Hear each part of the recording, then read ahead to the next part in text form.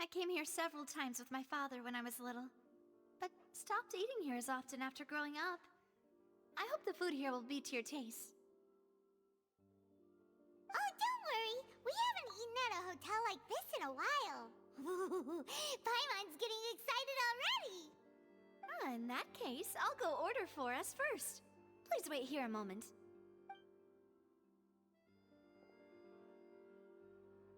Ooh, everything looks so good. People in Fontaine sure know how to enjoy life. Why, of course. Go ahead, try whatever you like. If the food's good, I'll make a group reservation for the rest of Spina di Rosula next time. And if it's not? Well, then I'll still bring everyone. Albeit with only one dish per table. You, sure have your own way of doing things. Oh, we called this a farewell meal, but we could also treat it like a victory feast, right? We did just win that case after all. Oh, true. Very true. In that case, boss, we'll have another 2 dishes. Huh? Paimon didn't mean that you had to order even more food.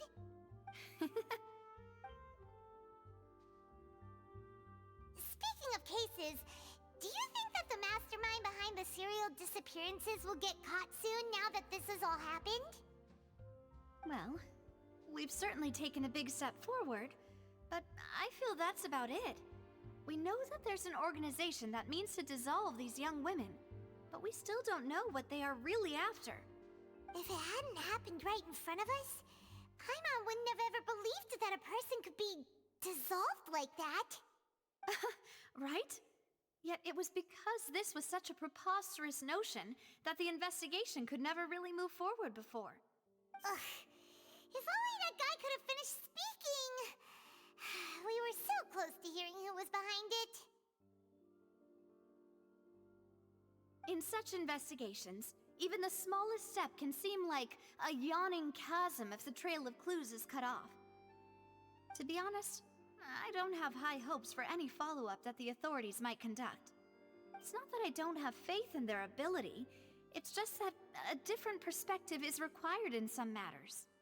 It's easy to guard against and deceive a single narrow perspective.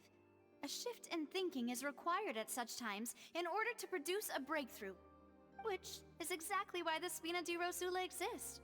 Those highfalutin folk are not all-knowing. That's why we exist. To seep into the cracks where filth falls through, where their watch fails them. That's the kind of problems we solve. Seems Paimon thought things were simpler than they actually are. It's all right. Well, this was supposed to be a farewell meal, so I doubt you have further interest in this business, right?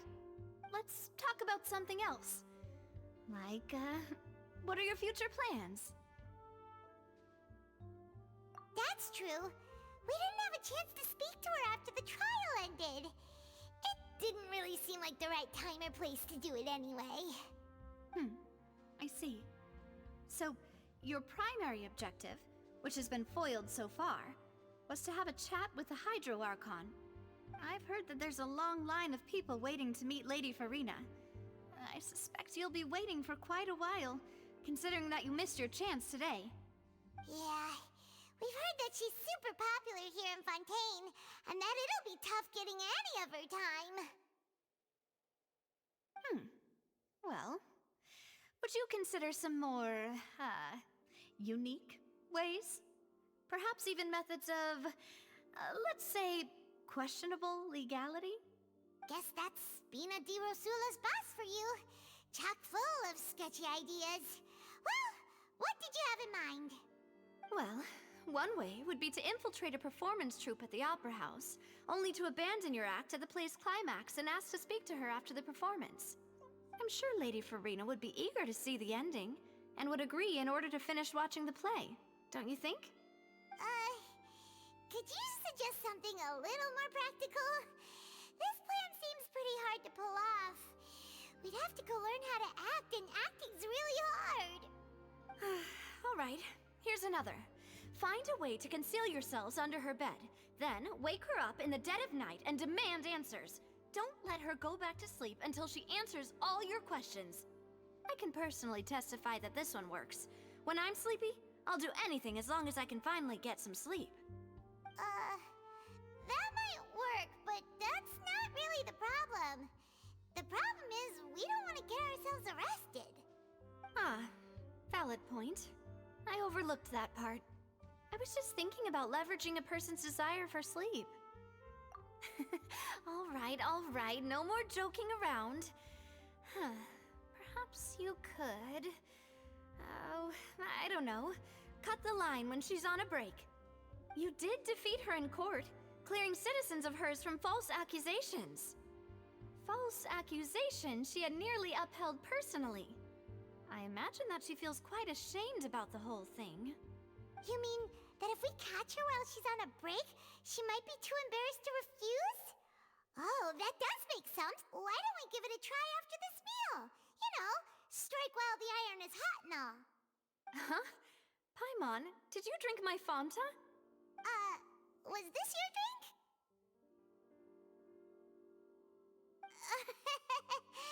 Sorry about that. Paimon wasn't really paying attention and the cup was right next to Paimon. Would you like to order another? No, it's fine. We're just about done here.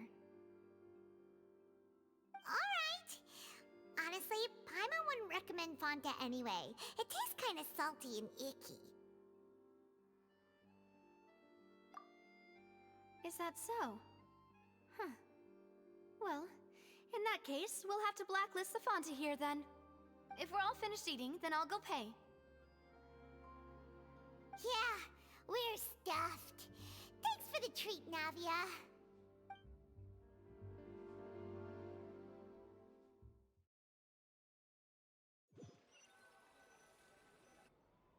Oh, so full. Paimon can barely float anymore. Nah, that would be so... normal. You know, like you. Okay. As for expenses this month, we're left with... Hey, Navia!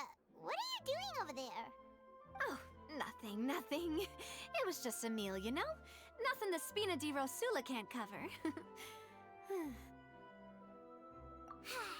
Let's get ready to try to meet the Hydro Archon again. Bye, Navia! So this is goodbye, huh? Well, if you do encounter any other trouble in Fontaine, you're always welcome to contact the Spina di Rosula. I'll give your request the highest priority. In any case, I wish you smooth sailing. I'll see you again, partner. See ya!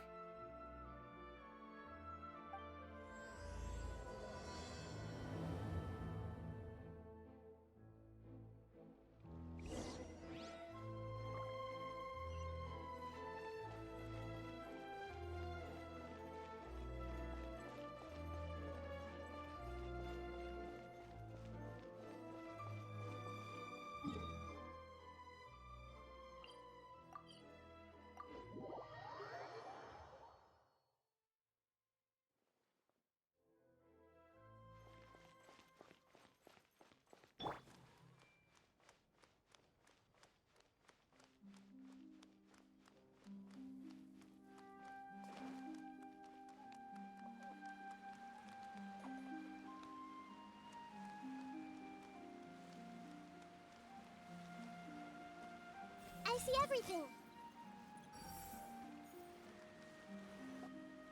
There aren't many people around anymore. Looks like that boat we took to Araneas might have been the last one. Vache. Looks like we're back here again. Huh? Traveler? Are you hearing voices again? That's kinda spooky. Are you sure we don't want to come back in the morning? Vache? Vache. Hey, why are you still walking towards it? There might be something nasty in the water. Huh? Hang on. Paimon can kinda hear a voice. It's calling for Vache, right? Hey, Traveler?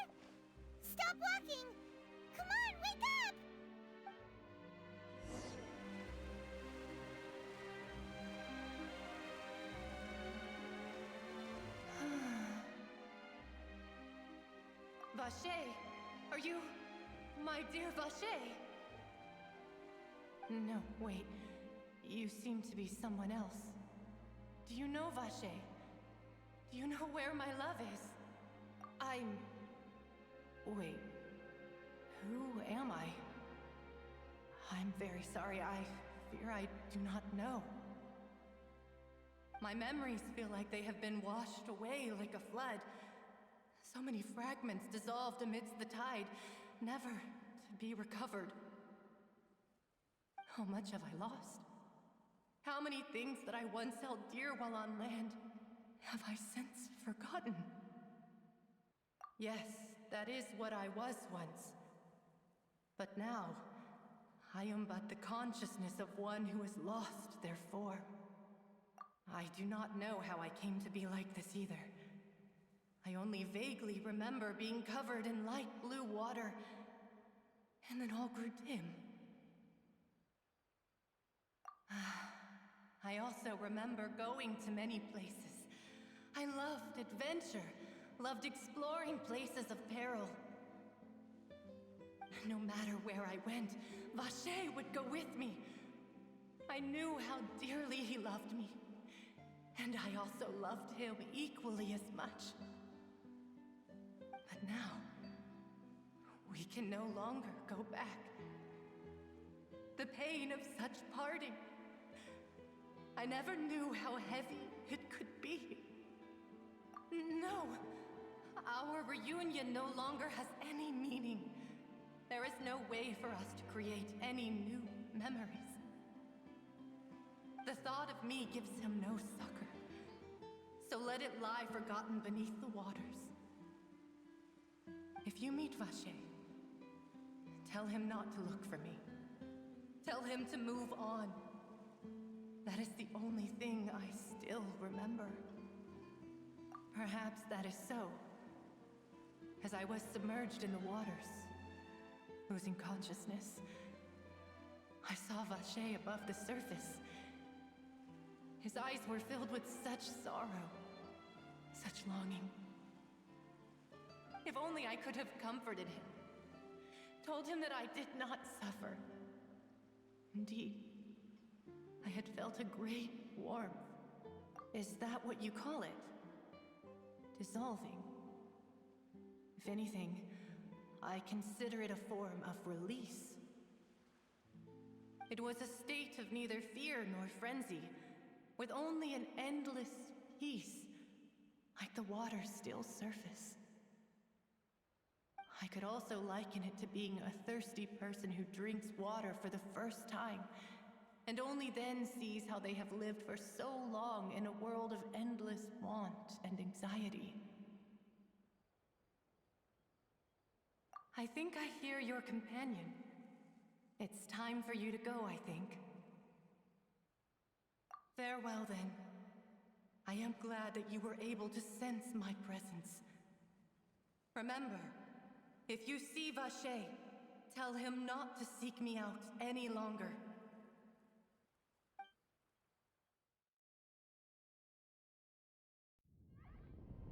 Come on, hurry! Navi is outnumbered!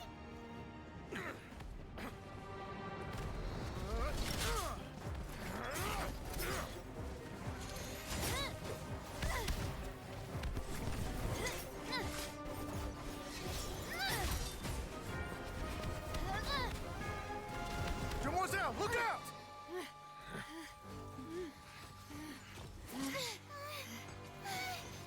Dear God, it's a whole army of Gardamex.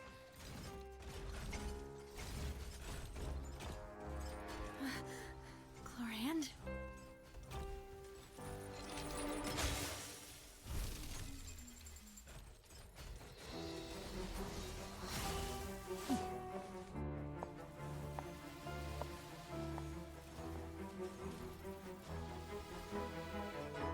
Quick, now's our chance!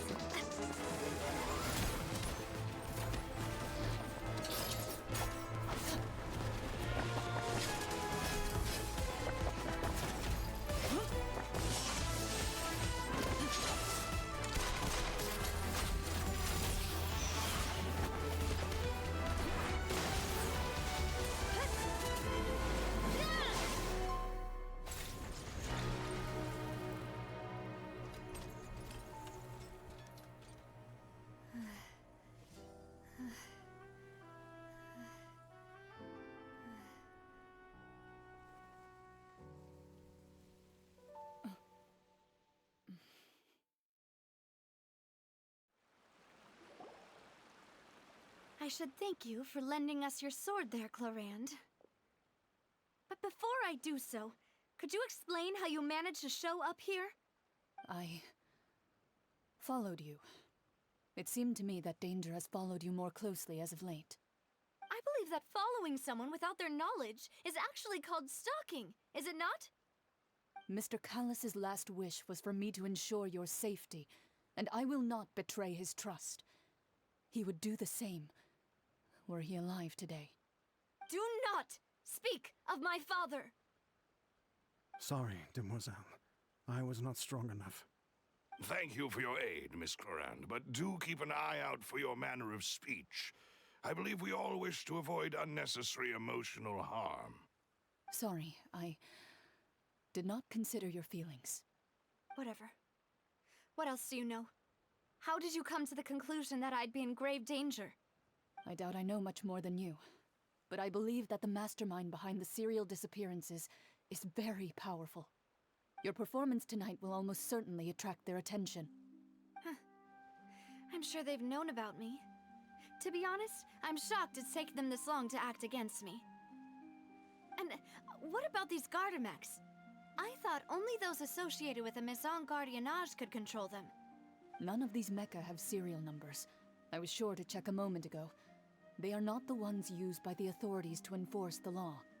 I can only conclude that some powerful or wealthy party must have obtained them via illegal means, deploying them as a private force of sorts.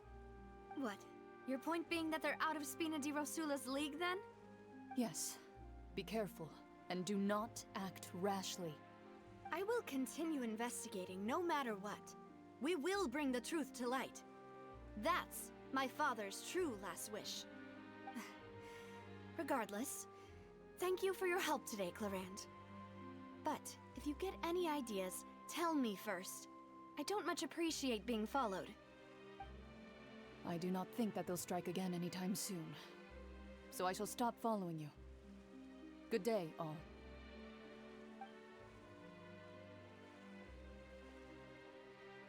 Right. I suppose that's the best news we've gotten today. Demoiselle, I believe that Miss Clorand was being sincere with you. If we tried, we could attempt to thaw relations a little. I know, I just... She's... Oh,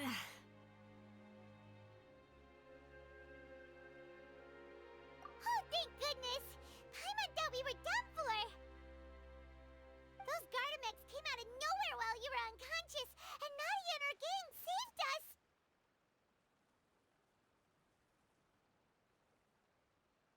Oh, and there was that champion duelist named Clorand who came out to save us too! We got lucky there. Paimon probably couldn't have fought them off otherwise. Oh, come now. Forget all that polite talk.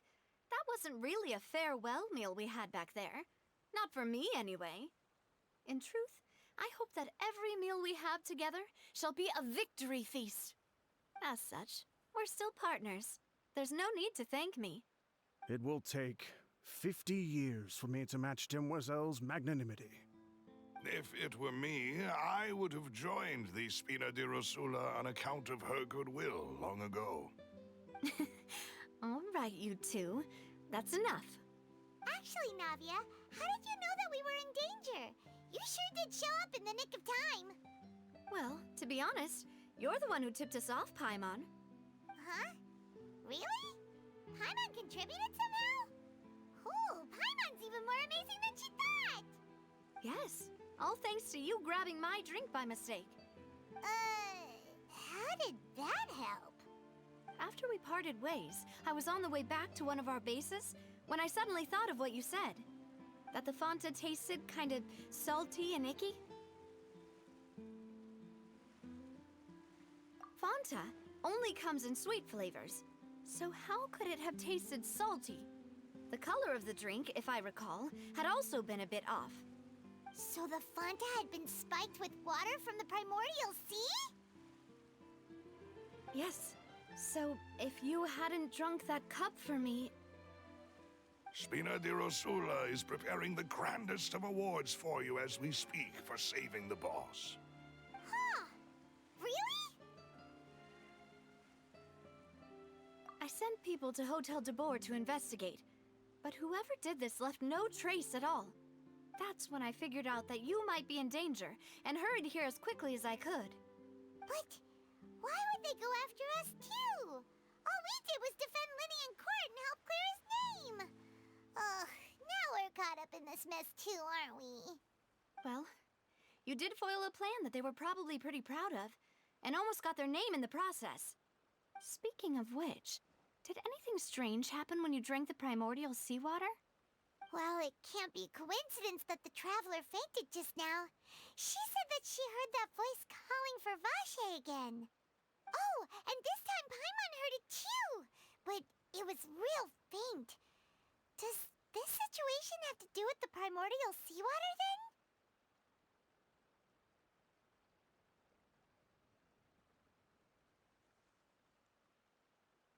Does that mean the primordial seawater raises someone's sensitivity to hydro when it's used on people who are not from Fontaine? That doesn't sound like too much of a bad thing, to be honest. New intel? While you were out cold? Well, let's hear it, shall we? Oh, that is important. Vache. That name doesn't ring a bell. I suppose he hasn't stepped forward as a witness in court lately. Since he saw that young woman dissolve, he was at least at the crime scene. But he never gave testimony or any information regarding people dissolving in the primordial seawater. Could he have been threatened? Yes, thank you. This is very important information indeed. We will continue to investigate. Oh, you mean you'll help us investigate? Well, you did say that our farewell meal didn't really count. That means we're still partners, right? And besides, we're in this now whether we like it or not. You're not gonna let those people who targeted us get off the hook so easily, are you, Traveler? Demoiselle, do try not to look quite so pleased. You are the face of Spina di Rosula, after all. You talk too much. Well, in that case, let's head back to one of our bases, shall we? I'll arrange accommodations for you. We also have some plans to go over, and hopefully we can deepen our bonds as partners. But we'll take that one step at a time, I guess. Don't worry, you two. With us around, our base is definitely secure.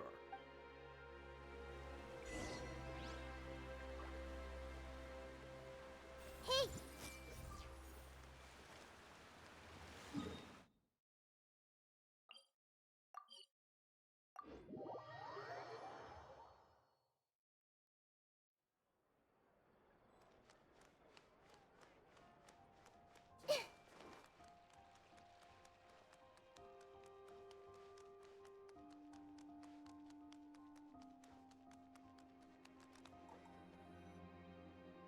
It's right up ahead, but let's make sure we weren't followed first.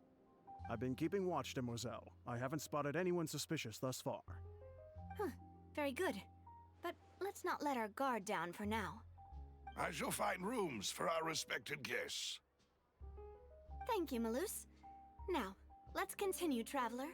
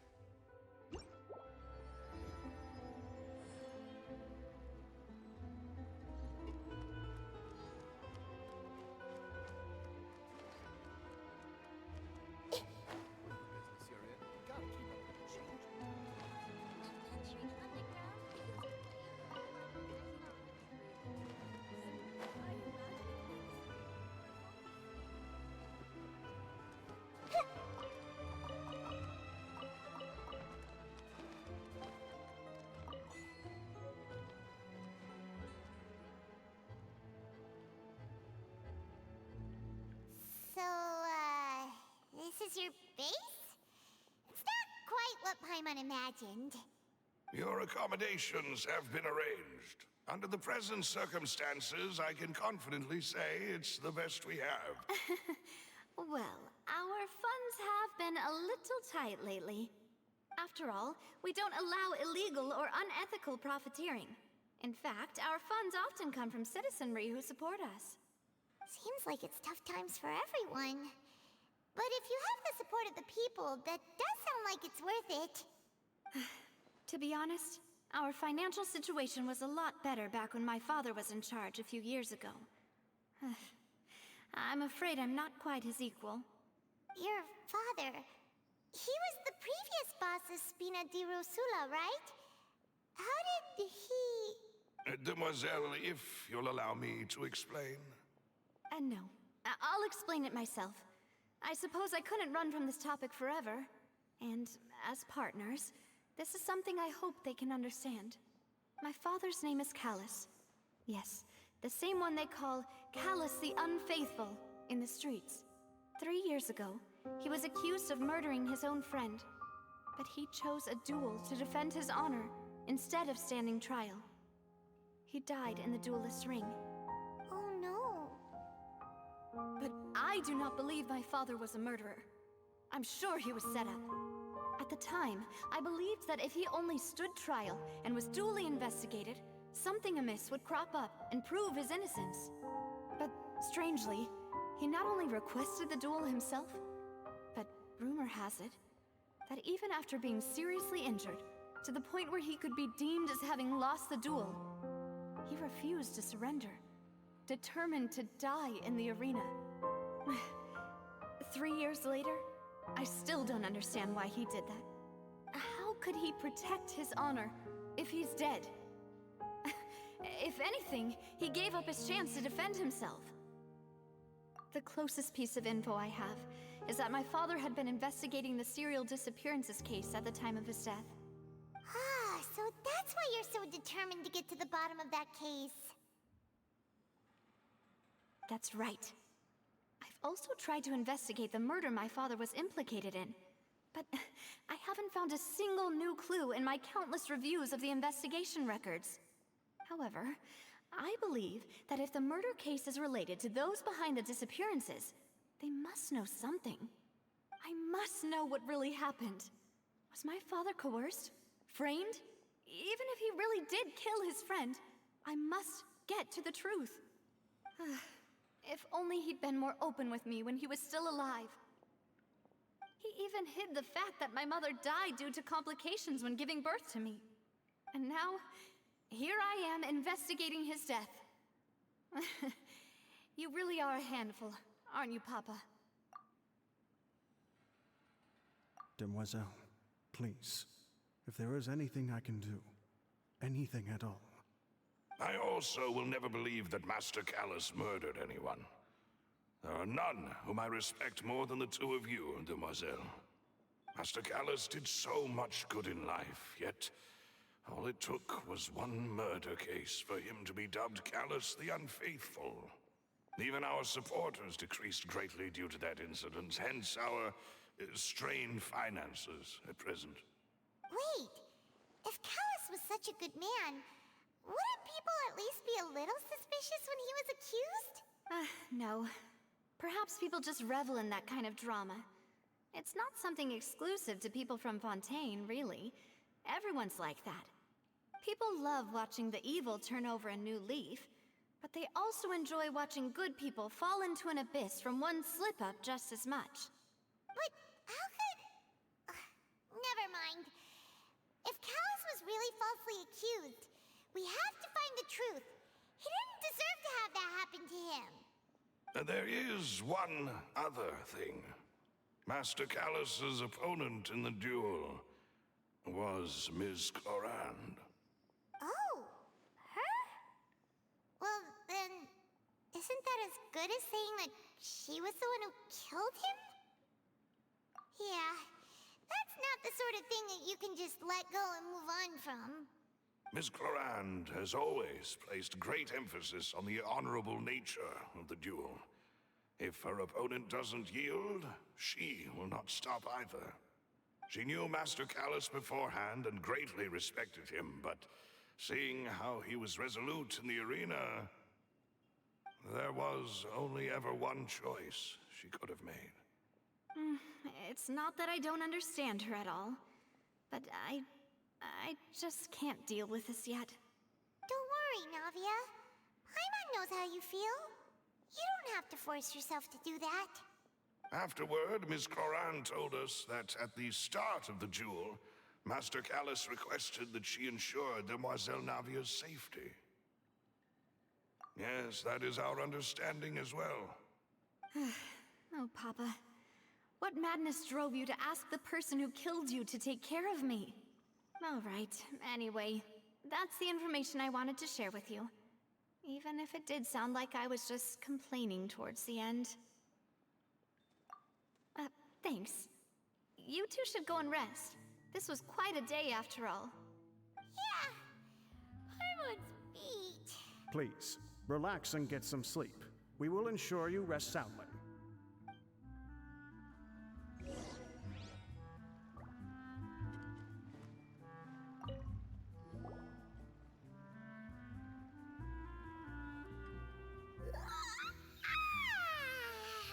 Paimon slept so well. This place feels almost too safe. Huh? Navia? Where did the other two go? I sent them back to Poisson. It's Spina de Rosula's place of origin, and where we have our headquarters. There's not much for them to do here at the moment. Paimon gets the feeling that you're just trying to get them off your back. But never mind that. When did you get back? Were you waiting here the whole time? No, I just returned after going out for a while. I did some investigating yesterday regarding the name Vache. Wait, so you didn't sleep at all?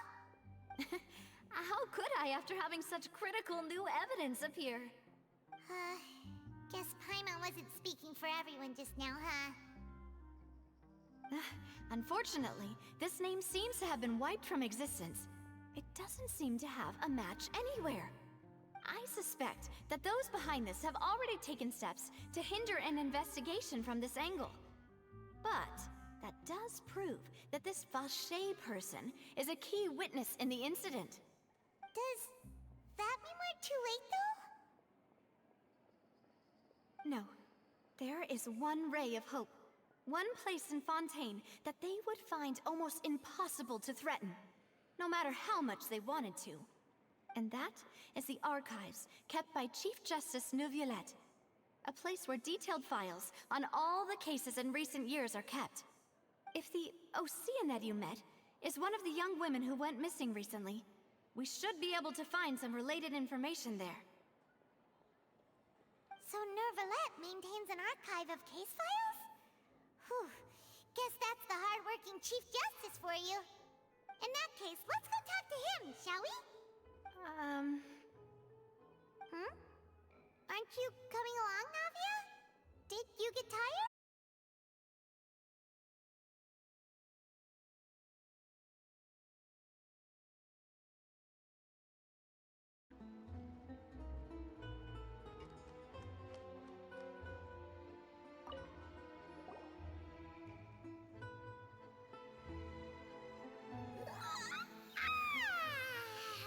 Paimon slept so well.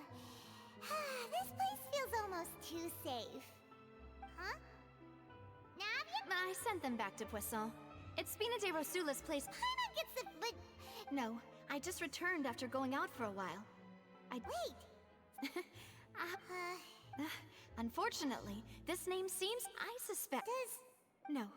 And that is the archives kept by... If the... Oh... So Neuvillette... In that case... No.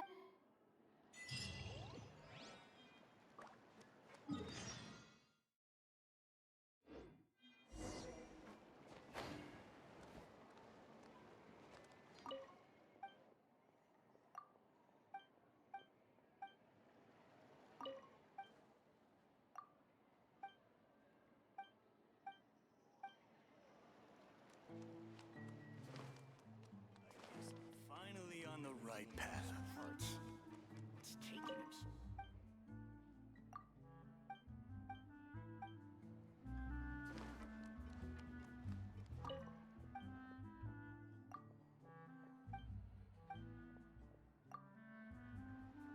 Just say what you mean. No problem sticking things.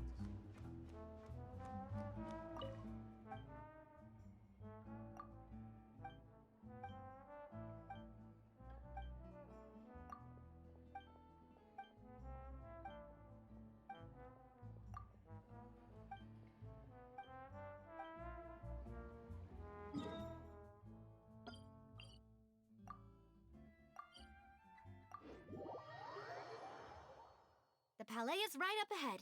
Come on.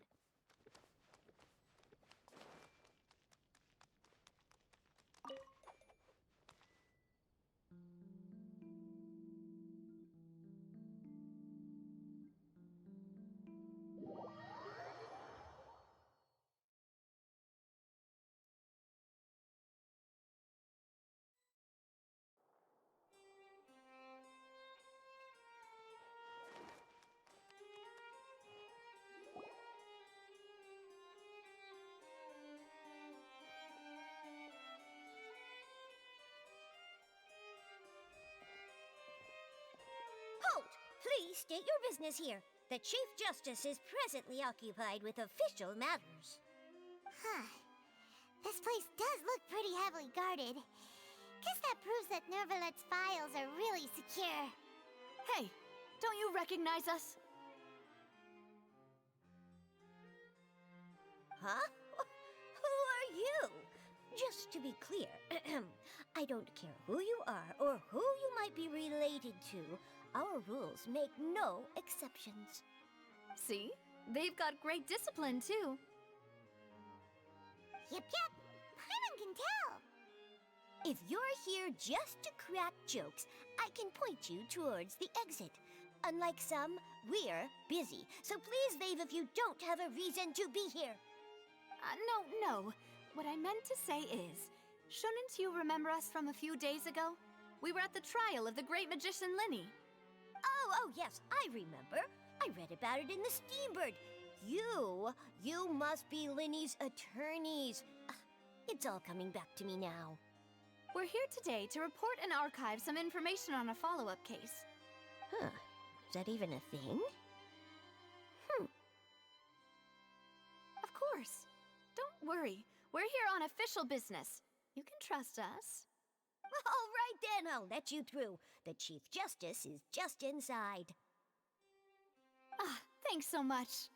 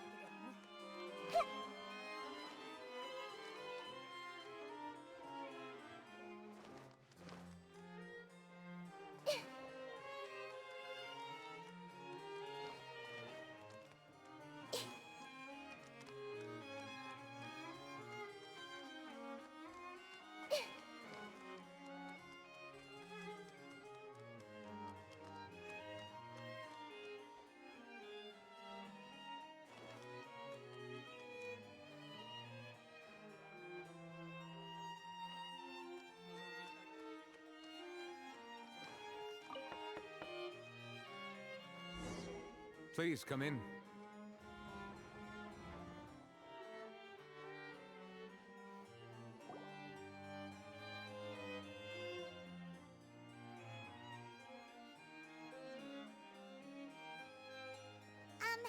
Sorry to barge in, Monsieur Nervalet. We only lied to get in because we didn't know any other way. It's all right. Please let me know how I may be of assistance to you. So you're not mad at us? We're looking for a man called Vache. He may have been an eyewitness in the serial disappearances case. If we can find him, we may be able to unearth some key information on the case. Ah, I see. In that case, please wait here a moment while I browse through the files.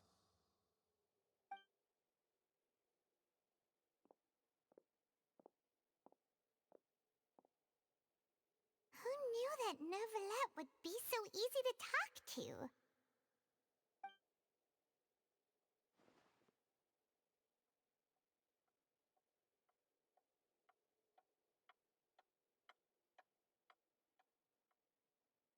Unfortunately, I'm quite certain that no one by the name of Vache has been involved in any case, criminal or civil, in the past several years. There are no records of him either in the files or in my memory. Traveler, what if it was really just a dream? Is that so? All right then. Thank you so much, Monsieur Neuvillette. We'll take our leave now.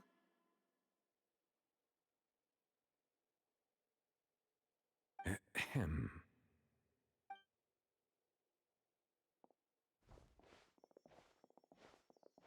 Miss Navia, I can understand how you feel. Your father, Callus, was a truly exceptional man. We deeply regret his passing. And what are you trying to say, Monsieur Neuvillette?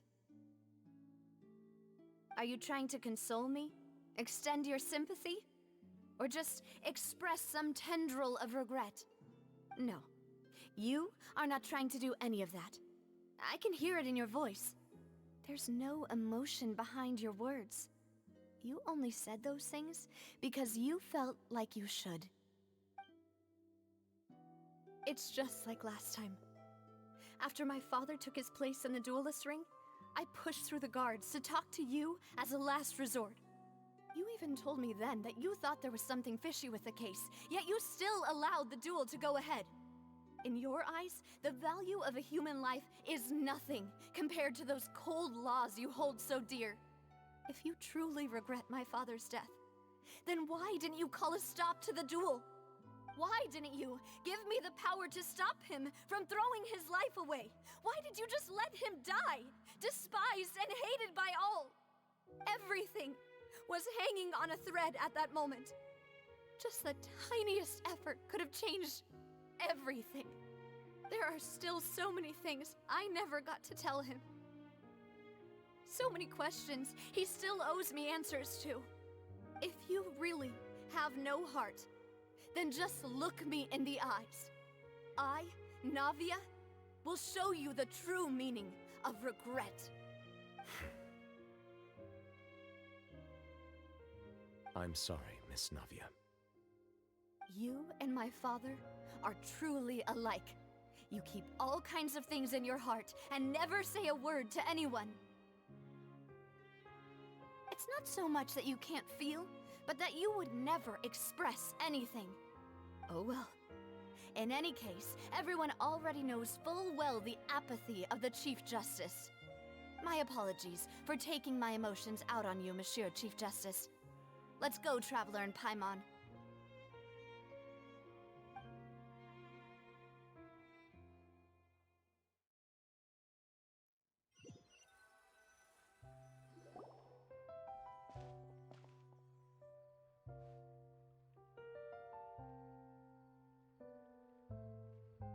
Navia, are you okay? I'm fine. Rain. It's raining. You're right. Wasn't it still sunny when we went into the building? And there shouldn't be any active trials today. How strange. Now that I think of it, on the day my father was convicted of murder, it was also raining. What is it? Did you think of something? Yeah, he was outside. It was uncovered and the rain could fall there. Why? Do you think the rain could have affected the crime scene? That thought has occurred to us before. We've even expanded the search area to try to account for that, but didn't find anything of value. Oh? Wait. You don't mean... So you're saying that the true murderer could have been turned into water and then got washed away with the rain? Yeah,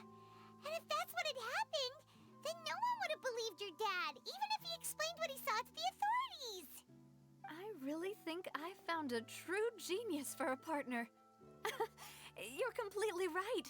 How did I not connect the dots earlier? All right, let's go to Poisson. With this new lead in mind, we'll get to the bottom of my father's case for sure. Yeah, we're gonna make progress for sure this time. Do you want to go with me now? Or do you want to head over by yourself later? Great, let's go then.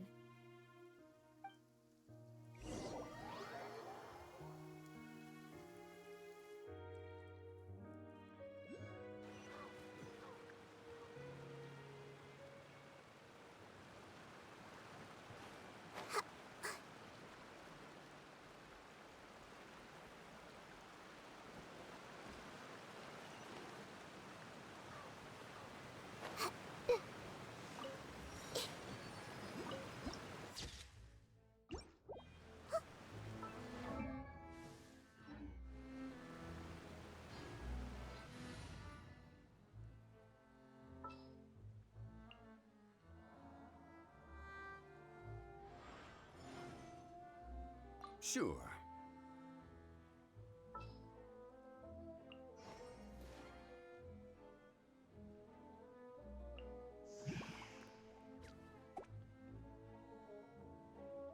Good eye.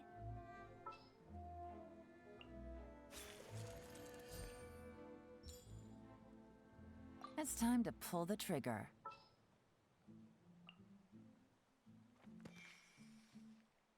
For justice.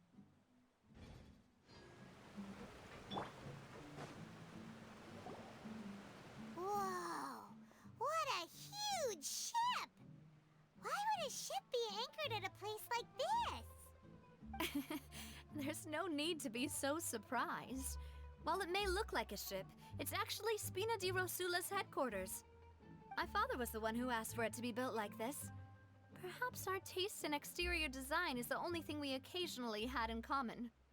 A gigantic and glamorous ship embodies discovery, opportunity, ambition, and conquest. It symbolizes Spina di Rosula's bright and limitless future. And Paimon thought you were bluffing when you said Spina di Rosula had a glorious past. Paimon was confused why a group with such a history would live in the sewers. But now that Paimon has seen this ship for herself, she's been convinced. Well, Poisson is where Spina di Rosula began, after all.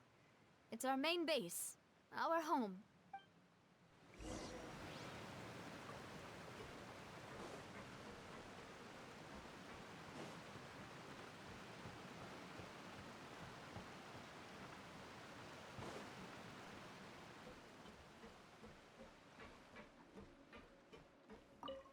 Intel is just like teachers. You gotta mess it up before you can start over.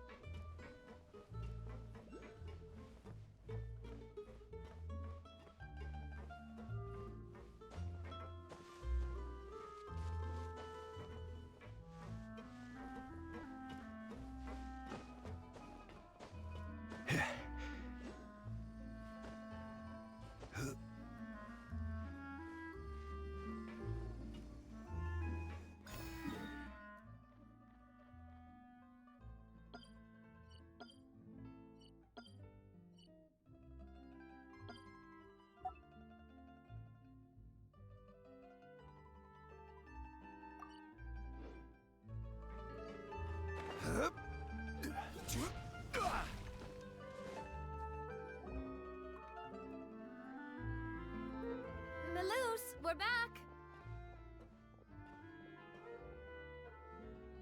Apologies for the wait, demoiselle, and our most important partners. You said before that you still had some business at the court. What brings you back to Poisson so quickly? About that. It's because my partner here reminded me of something really important. You see, what if my father's case had something to do with water from the primordial sea?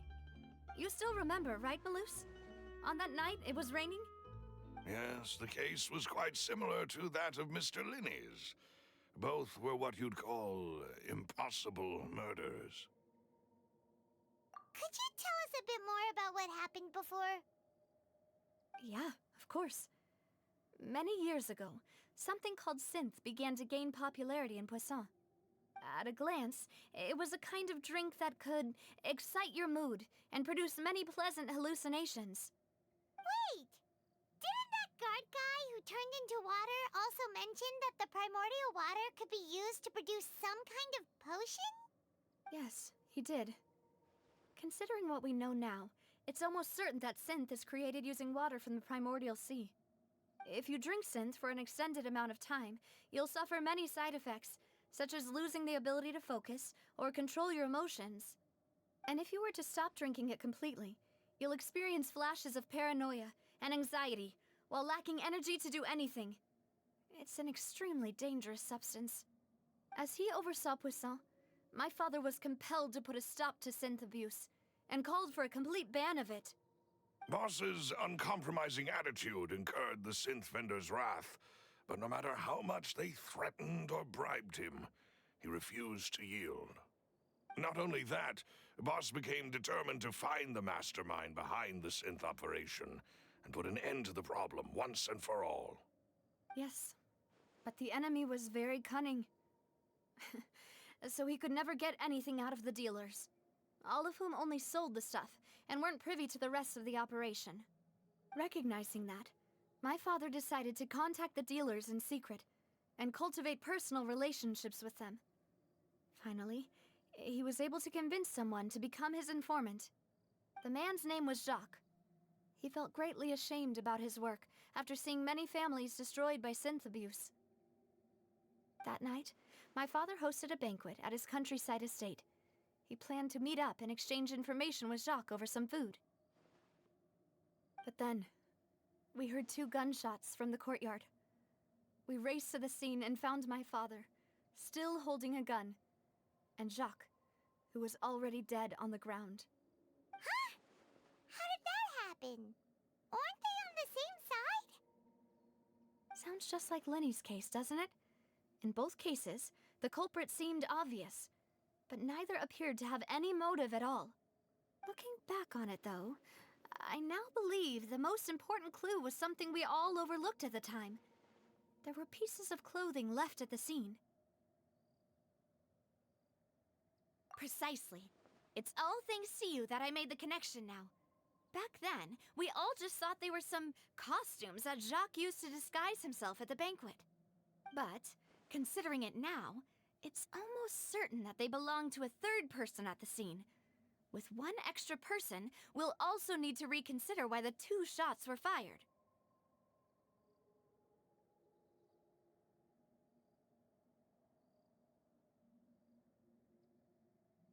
You're right. We still don't know what happened. But my intuition tells me that we're on the right track to figuring it all out. I'm finally headed towards the truth. Jacques was an empathetic man who was infinitely remorseful for his past actions. It's unlikely that he turned on Boss with 0 warning. I think this third person is probably the key to the full truth. On that note, however, even though this will not please you, demoiselle, as your and your father's butler, I must still offer a word of warning. Our opponent is insidious and cruel. They are extremely difficult to deal with, and Boss has already lost his life trying to bring them to justice.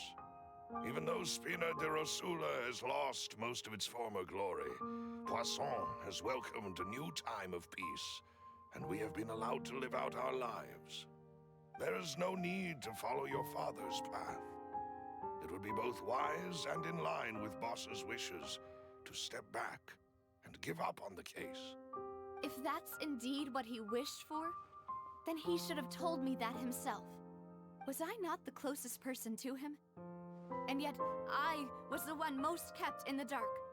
What was the point of him dying without sharing any of the secrets he knew? Did he manage to protect anything in the end? Synth is still here. Callous the Unfaithful is still his epithet. And Spina di Rosula is barely getting by. Nothing has changed. Did he think I'd just accept his meaningless death and live out my life just as meaninglessly? I've never accepted that. Ever. Not since that day, and certainly not now. I want to find out the real answer for everyone's sake. For the missing girls, for the victims, and for myself. Navia. This is indeed the best moment to act. Your partner appears to be quite reliable, and more importantly, Demoiselle, I think you're also ready to take this on. So you do know something else, Malus? Yes, I do. In fact, even before that banquet, Boss already knew of the connection between Synth and the serial disappearances case. But what drove all the tensions to the boiling point was the revelation that you, Demoiselle, had been selected as the next target to disappear. What? Boss also didn't tell you that he had been diagnosed with a rare illness. The doctors told him that he had no more than 5 years left to live. And the serial disappearances case caused him great anxiety. 5 years was nowhere near enough time to resolve this long-standing conflict. But once he passed away, all the danger would pass on to you.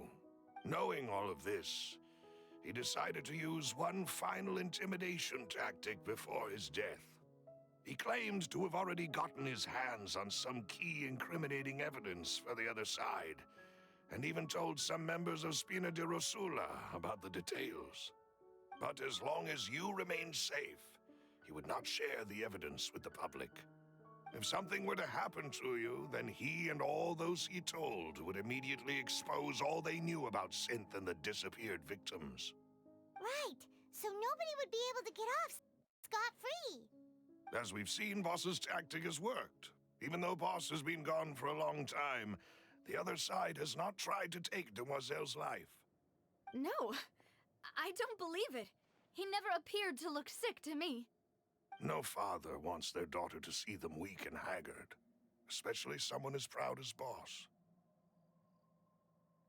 To him, dying in a duel and suffering lasting dishonor as the unfaithful was still far preferable than losing face in front of his daughter. So he chose to die in silence, so that he could protect me. I'm afraid you're not understanding this correctly, Demoiselle. What Boss wanted to hand to you was not a parasol, but a sword.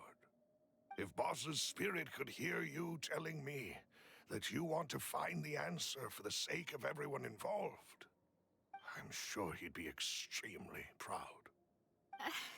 That fool. Couldn't he have just given it to me straight? No.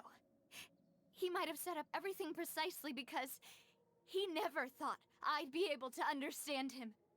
Is that the amount of confidence he had in me? And what if I was never able to make it to where I am now?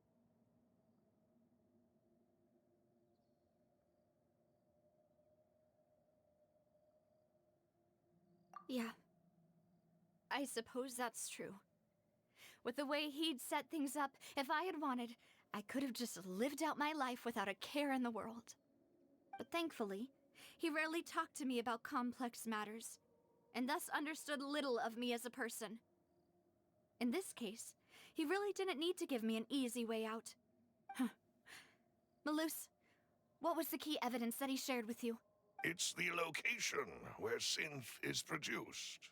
Essentially, it's the enemy's headquarters. When he was threatening the enemy, Boss didn't share the specifics of the incriminating evidence he found. But if you want to use it against the enemy, you'll still have to take several things into consideration. Why? If we know where the place is, can't we just go storming in? You mustn't forget that we're fighting against a mysterious and dangerous organization that's been in operation for decades. There's no telling what might be lying in wait at their headquarters. We also have no idea what kind of evidence we may be able to find inside, nor what people we may be able to capture. But a single visit to their headquarters would be tantamount to a formal declaration of war. The worst case would be that we leave empty-handed, but also open ourselves up to full retaliation. Then, in that case, why not work with the Fontaine authorities? Well, you saw one of them dissolve during Mr. Linney's case. We have no idea just how thoroughly they may have been infiltrated. Huh. That's true. Seems my father really had no choice. But things are different now. It should be a lot easier to prove the other side's guilt, now that we've connected Synth with the disappearances case. You sound like you've put a lot of thought into this, Maloose. I am the butler, after all. I live but to serve the boss and Demoiselle's will. I've always been willing to take on any kind of risk for your sake. But considering my relative lack of ability, I've spent my time keeping secrets, performing basic investigations, and waiting for the right time to come. Thank you for all of that, Maloose. Have you discovered anything new in the past few years? Let me think. One conclusion I came to is that the enemy must be quite familiar with Spina di Rosula, or at least have an informant planted here. When I announced orders to the organization's members on Demoiselle's behalf, I used to deliberately keep a few people in the dark and observe the reactions of the synth vendors. If the vendors didn't change their plans, then the individuals informed of our orders must be innocent. If the vendors packed up and fled, however, then someone must have given them the news. After several rounds of testing and investigative tracing, I've narrowed the suspect list down to 3 people. The first is Florent, Spina di Rosula's senior advisor. Huh? Florent? Yes, surprising, isn't it? He was one of the people Boss trusted the most, which also means that he was someone who understood Boss really well. Thanks to his position within Boss's innermost circle, he always knew our upcoming plans and could thus avoid capture this whole time. There's someone else like him too. Marcel, the head of Confrérie of Cabrières. Uncle Marcel. It's a guild in Poisson. Boss helped it to grow to its current size and prominence. In the beginning, they were only reselling some daily goods, but now they're one of the richest guilds around, with a lot of business connections in the city. So, they're like a sister organization of Spina di Rosula? Yes, you can say that. When we were fighting against the synth dealers, they provided us with plenty of support. It's a bit difficult to imagine someone using their own money to hunt down themselves. The final suspect is Thierry, the man responsible for coordinating information between Spina di Rosula and the guards. Although the guards mostly leave us to our own devices, there are still many activities we have to report to the local authorities. Since Thierry is always in the know about our current activities, he could theoretically always plan one step ahead. I see. These are all people who I communicate with quite regularly. To think that the enemy we've been fighting against has been right next to me all along, among those I trust the most. It's almost too hard to believe. If you want to investigate them, please take every precaution to not alert the quarry. Judging from our experience, the enemy is extremely cautious. Of course. And thank you, Maloose. You've provided us with a lot of great information. You're too kind, my lady.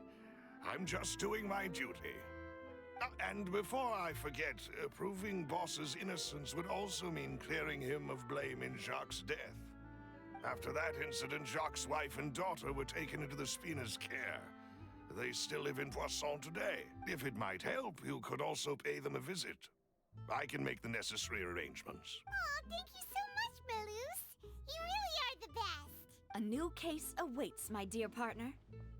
I hope we can work together to uncover the truth and end this case once and for all.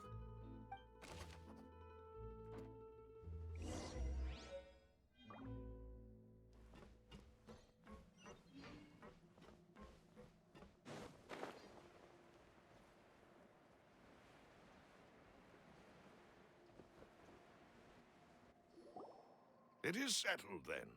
Please excuse me, and enjoy your conversation at your leisure. Thank you for arranging everything for us, Malus. Excuse me, miss. Do you need anything from us? Oh, Hey, Navia's all quiet. This isn't like her at all. I'm sorry that I only came to visit after all this time. After what happened, I didn't know how I was supposed to face the two of you. Ah, if it's about that, there's no need to apologize.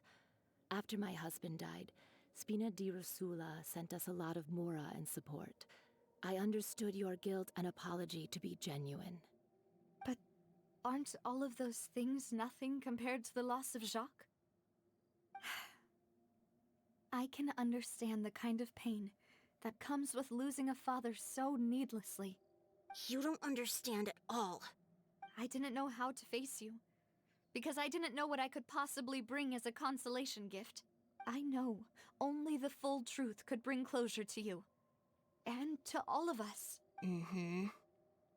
I'm sorry. I appreciate the sentiment, but you don't have to carry all that guilt. On the matter regarding my husband, my daughter and I have more or less found our answer already. Would you mind sharing it with me? I really can't believe that my father could ever bring himself to shoot Jacques. I always knew that my husband's money was earned through others' suffering. He told me countless times that if he could turn back the clock, he would never go into the synth business again. He had many regrets, and felt that he took the idea of providing for his family too literally. For the longest time, he thought Mora was everything. So when Mr. Callis came to him with a proposal, he accepted it almost immediately. He tried to be as careful as he could, but even so, he was still found out by the higher-ups. They found out about his betrayal? Papa didn't say that exactly, but Papa did tell me that I should never be ungrateful. Before he left that day, he told me that he had no choice. It was only later that I realized it was his final farewell to the two of us. I don't know that for sure, but you could say that's the conclusion I eventually came to. Which is why I'm the one who should feel guilty. Callis had always taken great care of us, both when he was still alive and after he passed away. Even if he fired the shot that killed my husband, it was likely in self-defense. It is impossible for me to hate him for what he had done. But Mama, why is Papa still the bad guy if he did the right thing? Papa always wanted to be a good man, so why did he have to do a bad thing in the end? Well, things aren't always as they seem. You still feel like your papa was a good man, right? Yeah, Papa was a really good man. The best in the whole world. Then you should hold on to that. If a good man had to do a bad thing, then he must have had his reasons, regardless of whether he left you a parasol or a sword. He must have done so to give you a better life. Oh. Thank you for everything you've told me. I will definitely find the truth. The current state of things is not something I'm willing to just sit back and accept. Thank you. I'm very grateful to hear this from you. Even though your personality is quite different from your father's, your determination when you speak is really similar. You really think so? That's the first time anyone said that to me.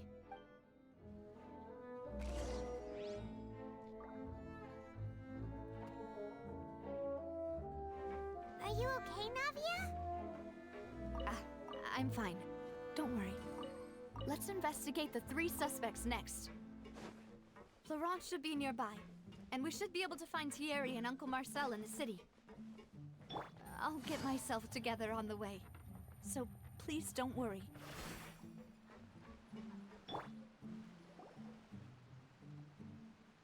Greetings, boss.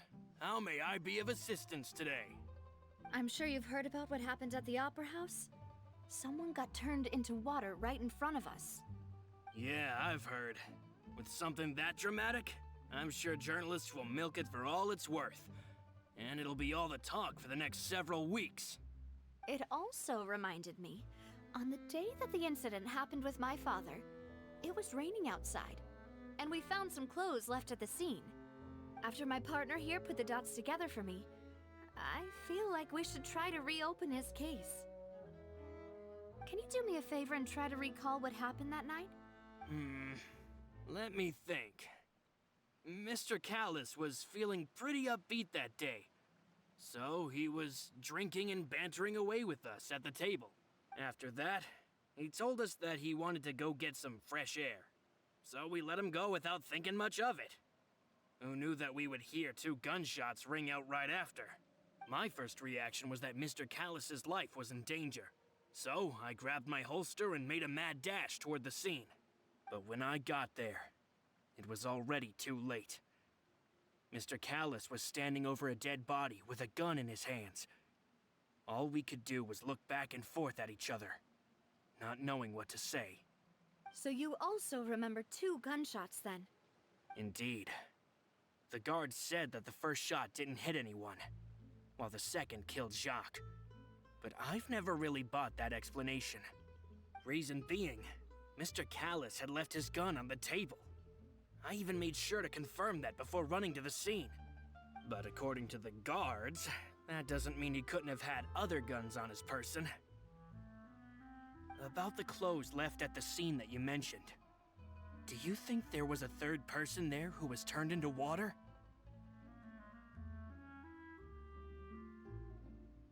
At least from our perspective, my father had no reason to kill, so he would also have no reason to bring an extra gun with him. The gun he was holding probably belonged to Jacques, or a third person on the scene. Yeah, that makes a lot of sense. So you're saying Mr. Callus ended up with the gun because he seized it from one of the other guys? But hold on.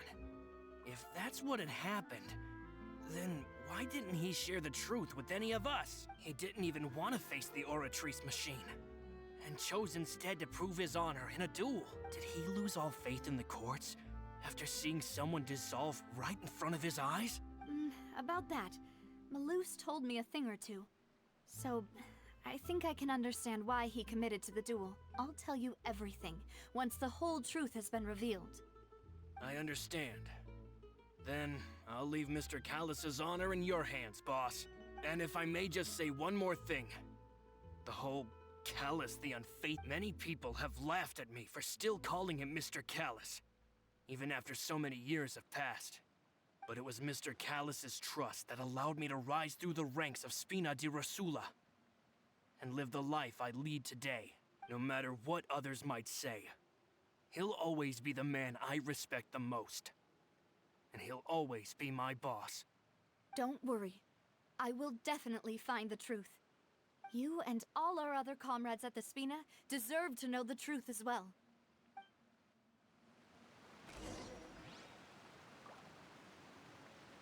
Intel is just like teachers. You gotta invest a lot before you can start earning.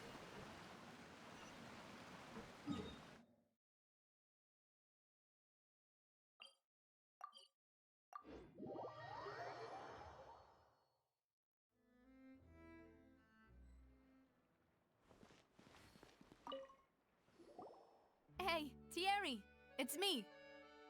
Oh, now, what brings you here, Miss Navia? I've heard that you made quite the name for yourself at the Opera House. Oh, so you've caught news of that already. Oh, okay. Hey, I'm also a member of the guards, you know. The way you make it sound, people would think I was sent off to Poisson because I had done something wrong. Are you sure there isn't a little bit of truth in that? Under normal circumstances, shouldn't you have been called back to the city already? I mean, where I work is really up to me. Let's just say I enjoy the ambiance of Poisson. Callus did a fantastic job running the town, building Spina di Rosula from the ground up and clearing many obstructions in my way. It would be next to impossible for me to find a similarly easy but high-paying job in the city. Anyway, enough chit-chat. Are these two friends of yours? You, here for some formal business? Yes. These two are my partners. What happened at the Opera House made us realize that Linny's case and my father's may be related. We're trying to reinvestigate the details of my father's old case. Ah, I get it.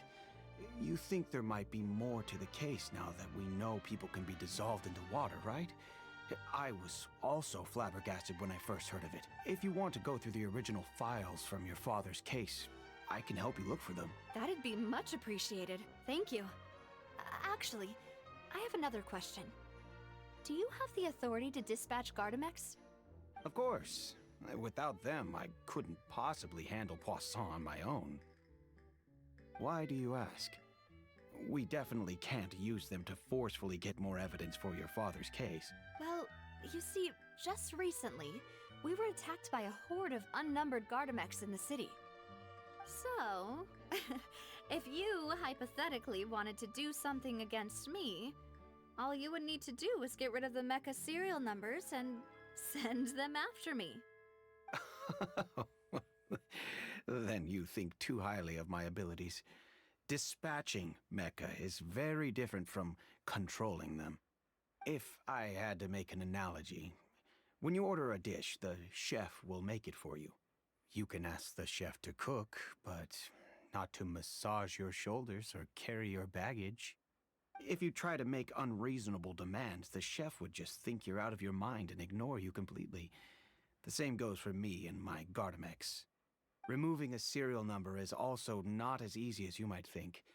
There are a lot of complex steps to it, and it's almost impossible to keep it a secret. So I can promise you, those mecha were definitely private units. They're certainly not cheap. So, whoever their owner is must be super rich, powerful, or both. Now that you mention it, though, being in the synth business would definitely be profitable enough to afford this. Oh, then you're officially in the clear, Thierry. Oh, well, thank you for the vote of confidence, Navia. Jokes aside, I'd like to wish you all the best with your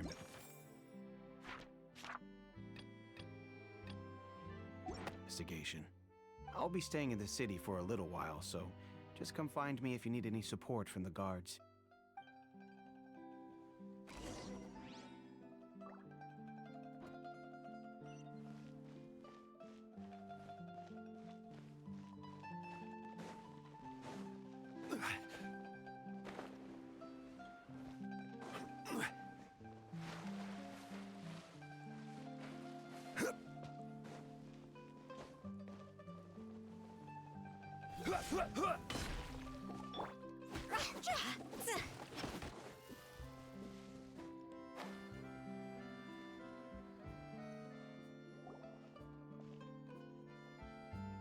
Hello.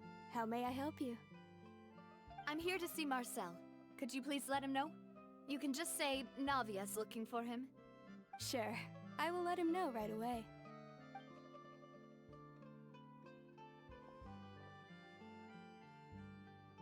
Ah, Navia, hello. Sorry to keep you waiting. I'm not as young as I used to be, so my legs are giving out a bit. Oh, it's all right, Uncle Marcel. There's no need to stress. I just wanted to talk to you briefly about what happened in the Opera House. I'm sure you saw everything too, right? Yes, I've never seen anything so strange. Oh, you were at the Opera House too? That's right. I went there with Navia to see the magic show. Who knew it would turn into a whole murder mystery? I also witnessed your marvelous sleuthing work. Quite impressive. To beat the Hydro Archon at her own game on her own turf, I can already imagine everyone in Fontaine discussing your exploits over a few glasses of wine. Oh, Paimon doesn't want to become the talk of drunkards. Apologies. It's just how Fontaine is as a nation. Everyone loves drama and theatrics. Uncle Marcel, you've also noticed that other thing, right? The fact that humans can dissolve in water? Yes, I was reminded of your father's case right away. Is that what you're investigating now? Exactly. I still don't have much solid proof, but I can sense that the other side has already begun to act. Oh, and what makes you say that? We were attacked on Araneus by some unnumbered Gardamex. And there was also an attempt to get me to drink water from the primordial sea. If not for the vigilance of my partner, I probably wouldn't even be here talking to you right now. Oh, you're giving us too much credit. Wasn't it you who protected us? Alas, it seems things are heating up, but rest assured, Navia, Poisson will always remain a safe haven for you. If anyone dares to lay their hands on you there, the Confrérie of Cabriere will use its funds to the last Mora to bring them to justice. Thank you, Uncle Marcel. But I don't intend to go into hiding. I'm going to strike while the iron's hot. Do you have any new thoughts on my father's case? About that. Sorry, my age is catching up with me, so it'll take me a while to recall my memory. The Confrérie was responsible for that banquet, so I was out and about the whole time making sure things were running smoothly. I didn't even have the time to drink with the guests. Then I heard the sound of a gunshot, and the rest was history. Oh, it's okay. No need to push yourself. We'll ask around some more, see if there are any valuable clues elsewhere. Sounds good. Just let me know if you ever need Mora. All my wealth comes from Callus's patronage and support. I'll spend however much it takes to clear his name.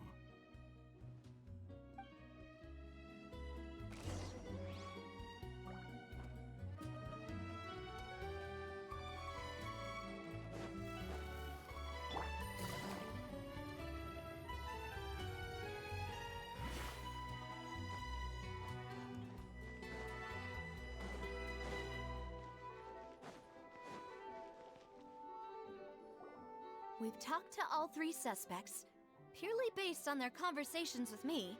None of them sounded particularly suspicious. I suppose that's to be expected, though. If a single conversation's all that's needed to find them out, then my father wouldn't have needed to investigate the case for so many years. Anyway, even though we didn't make a breakthrough, let's still compile what we were able to find. But where should we start? Ah, you're right! Flora mentioned that Callus probably only ended up with the gun because of circumstance. That makes sense. According to Jacques' family members, he already told them that he had been discovered, and that he had no choice before he left home that day. If I had to guess, he probably received an order from the synth boss to kill my father. Had he refused, he and his family's lives would have been forfeit. So, Jacques fired the first shot? Oh? And why is that?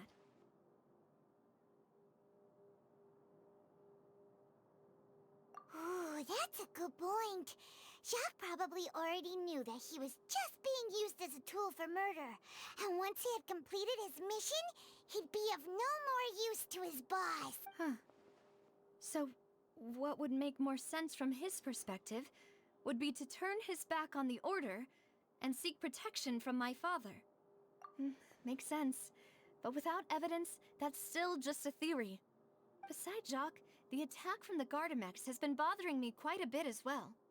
It's obvious that our enemy has become more antsy after the secret of the primordial seawater was revealed. Do you think he knew, even then, that we'd follow this lead to the end? Given everything that's happened since, it's quite possible. But who among the three suspects would have the ability to control privately owned Gardamex?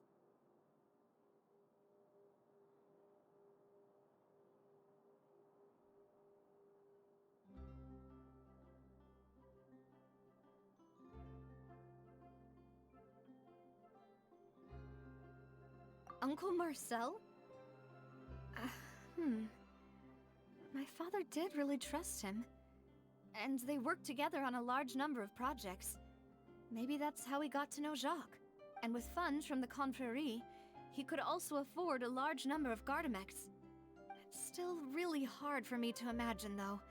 After all, Uncle Marcel has been around since I was just a child. Also, wouldn't this mean he has been spending a whole lot of Mora and energy to fight his own synth business?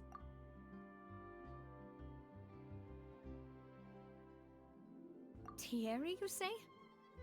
Huh. It is possible that he's figured out a way to convert the Gardamex for personal use, but I didn't feel like he was lying when he was talking to us about the mecha. I also don't think he'd be able to keep that kind of tampering under wraps. Yeah, had he actually tampered with the mecha, we'd be able to prove it with a simple check of the guard's inventory. If the mecha were taken from the guards, it should be pretty easy to find out when... Florent? It is true that he was closest to my father, and thus had the best chance of learning about his dealings with Jacques. But as Spina di Rosula's advisor, his work mostly deals with personnel and security, so he shouldn't have much means when it comes to finances. So you're saying he's too broke to afford a mecha army? Exactly. He can't. And even if he could, I don't think he would be able to dispatch a whole group so quickly. Who could it be?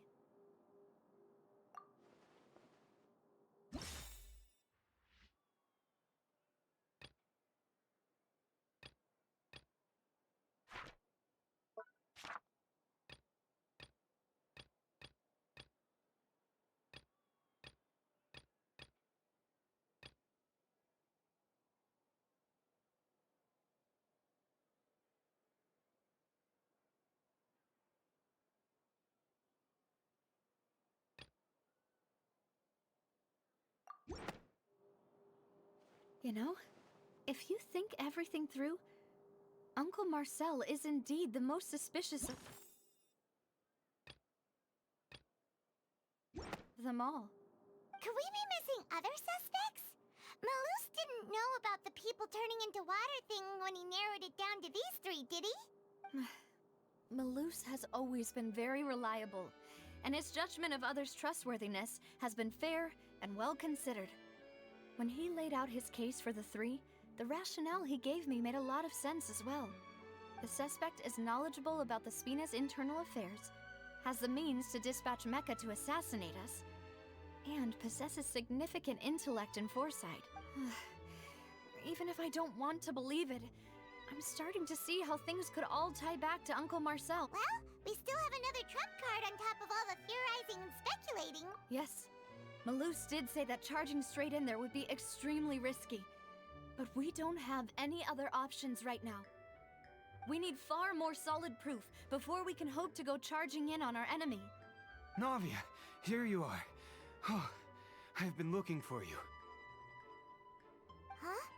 Aren't you the guy from the guards? Did something happen? Yeah. News came from Irenaeus just after you left. We've got another trial on our hands. Wasn't that place built specifically for holding trials? What's so newsworthy about this one? I know. But they said the person they're putting on trial is a Fatui harbinger called Tartaglia.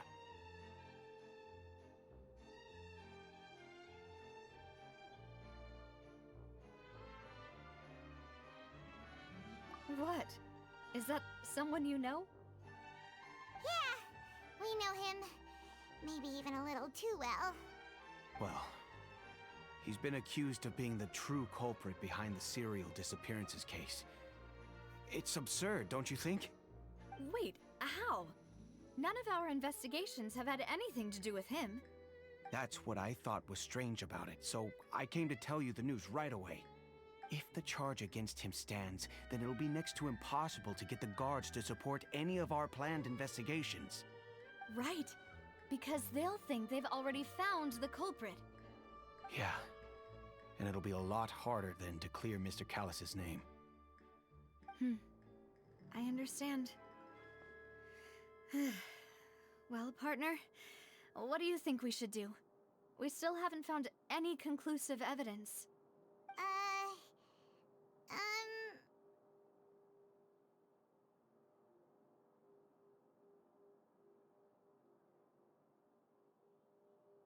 Huh? Split up? What do you mean?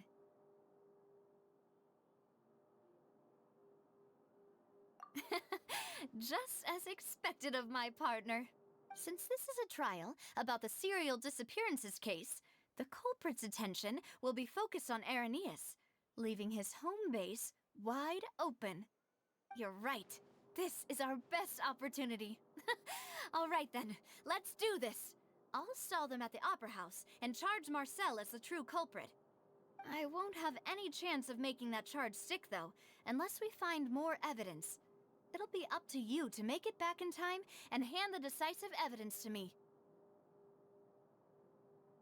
We'll help you, just like you helped us in Linny's trial. Demoiselle, please allow us to accompany you. I'm ready. Ah, Malou, Silver. When did you two get here? We heard that you'll be leaving Poisson and figured that you might require our assistance.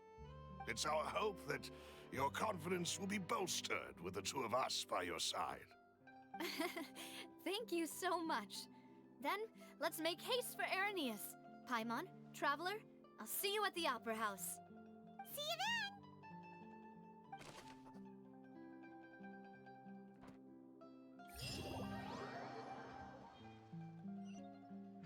Now that Navia has set out for Arrhenius, we should also get going. The location has already been marked on the map, so let's head over.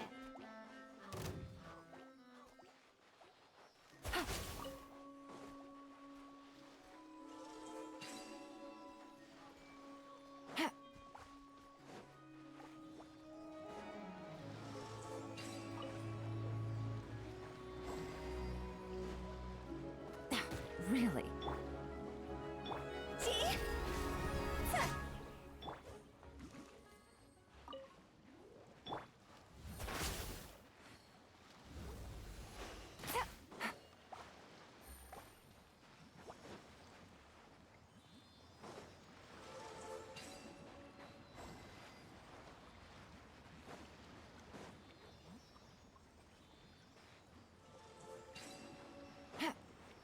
Take it easy.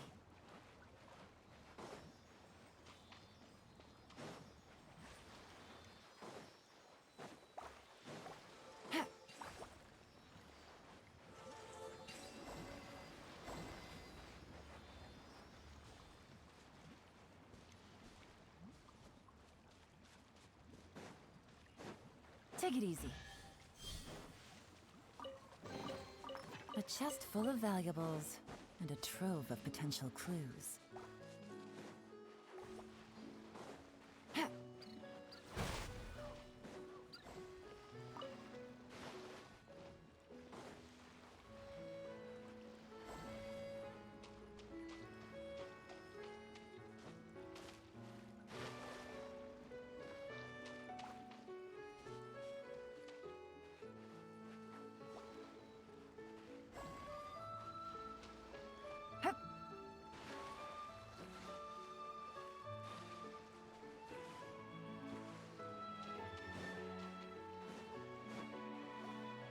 Take it easy.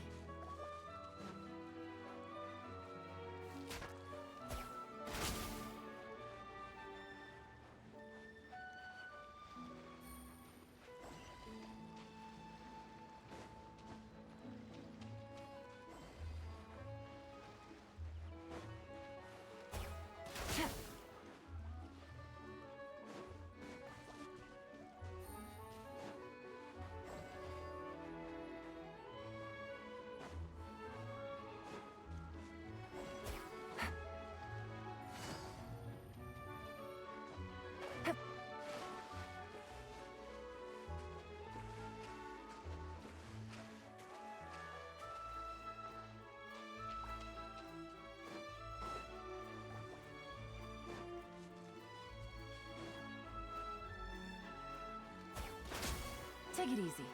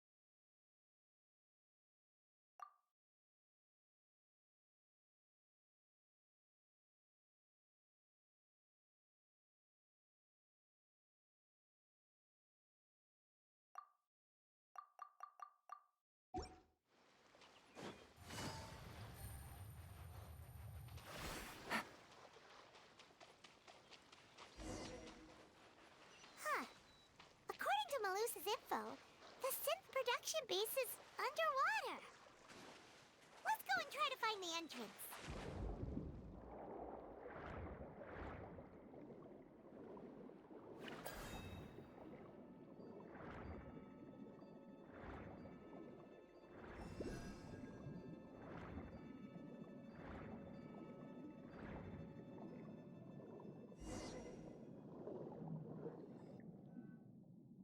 Finally found it! Huh. So this is the entrance that leads to the synth production base. It sure doesn't seem out of the ordinary at all. Ah, you're right. An important place like this is bound to have a ton of protective measures and mechanisms. Navia's probably arguing up a storm right now to stall for us.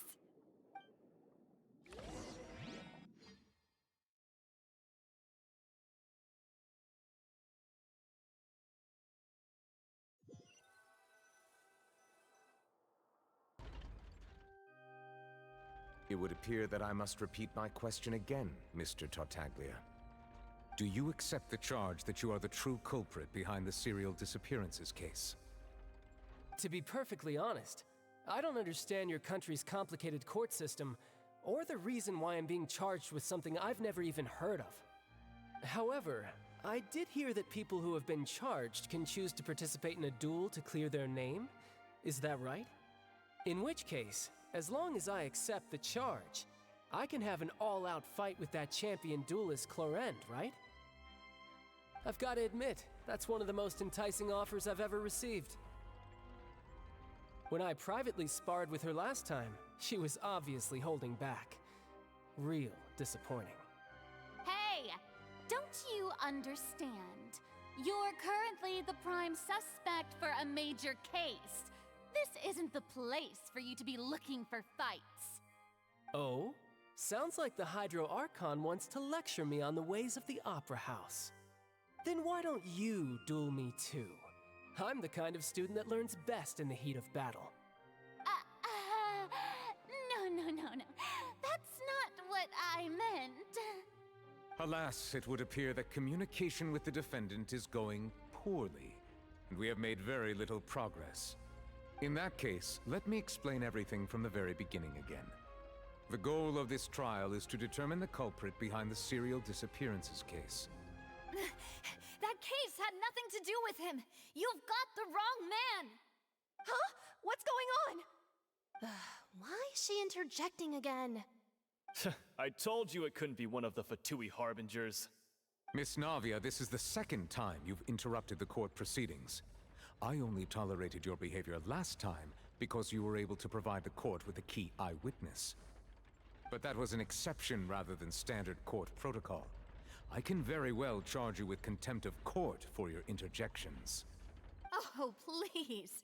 Did you ever think I had any respect for this place's pointless theatrics?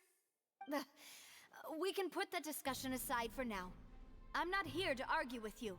I'm here to charge the true culprit behind the serial disappearances case. And if my charges prove true, then Tartaglia here will be proven innocent by default, correct? Oh, a young lady has charged in and offered to clear my name. How fascinating. Well, I'd gotten half bored to death by all these rules and procedures anyway, so I'll take you up on that offer. So, Your Honor, is there nothing else for me to do now? You may take a seat for now in the audience, but that doesn't mean the suspicions against you have been lifted. Now then, Miss Navia, who is the person you would like to charge instead? That person is...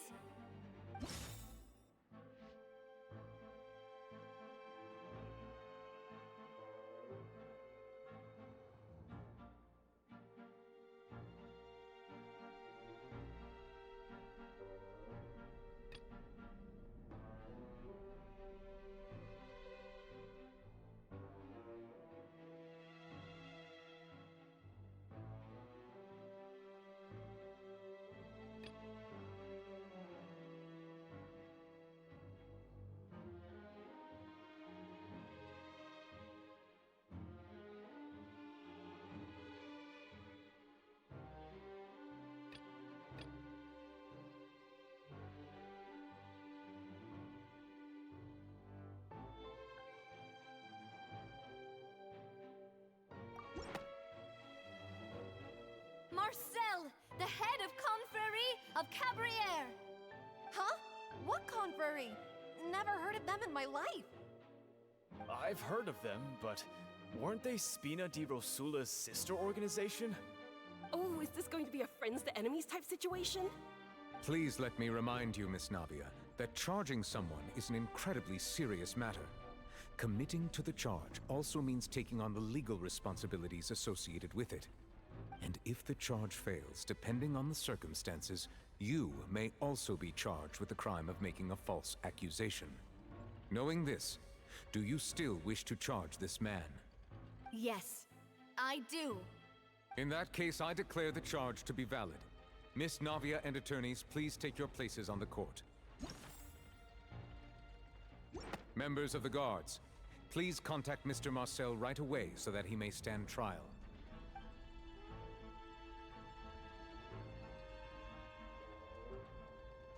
Mr. Marcel, you will not require an attorney. Is that correct? Apologies. It all just happened so quickly. I still haven't figured out what's going on. I think an attorney won't be necessary. This is probably just a misunderstanding between me and Navia. Very well. In that case, since both sides have now arrived, Miss Navia, please present your charges. I would like to take everyone back to 3 years ago, to the case of Callus the Unfaithful. Only through elucidating what really happened in that case can we connect all the dots for the serial disappearances case. Navia, do you really think that I was the one who killed your father? Come on, why would I do that? Callus was my benefactor, and remember both you and I only ran to the scene when we heard the sound of a gun. If that's enough to make me a suspect, wouldn't that make everyone at that banquet a suspect as well? I think there's no point in getting into the specifics right now. The audience doesn't even have the big picture yet. Even I'm struggling to remember some details of that case. Exactly correct, Your Honor. I must refresh everyone's memory about that case before I can explain my charge and reasoning. I see. In which case, I will recount the findings about that case as originally recorded by Maison Gardiennage.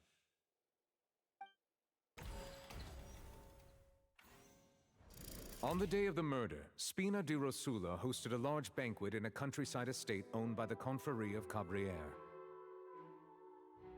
During the banquet, all attending guests heard 2 gunshots from the courtyard. When the guests arrived at the scene, they found the primary suspect, Callus, holding a gun, while his acquaintance, Jacques, lay dead from a gunshot wound. The guards' investigation did not recover any other firearms from the scene. As a result, they concluded that the suspect's first shot must have missed, while the second must have taken Jacques' life. The suspect did not dispute this conclusion, and also declined to defend himself in court. Instead, he chose to prove his innocence through a duel. Callus was defeated by champion duelist Clarand in the ensuing duel, and soon succumbed to the injuries.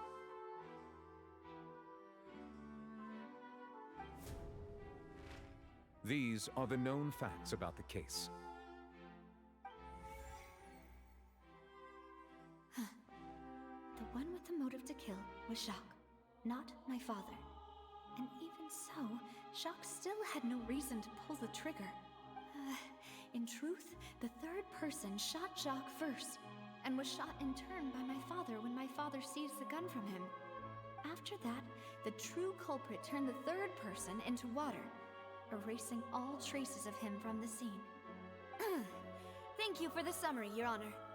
Of course, the guard's conclusion appeared quite sensible to us at the time. However, we should revisit the case now that we've gained new information about the abilities of water from the primordial seed.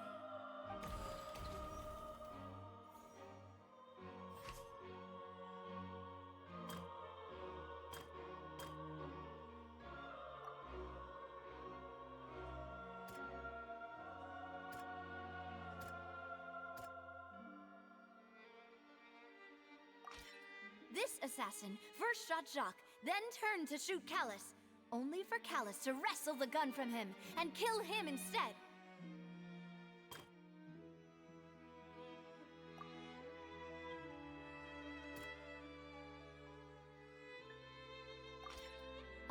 of clothing was found at the scene.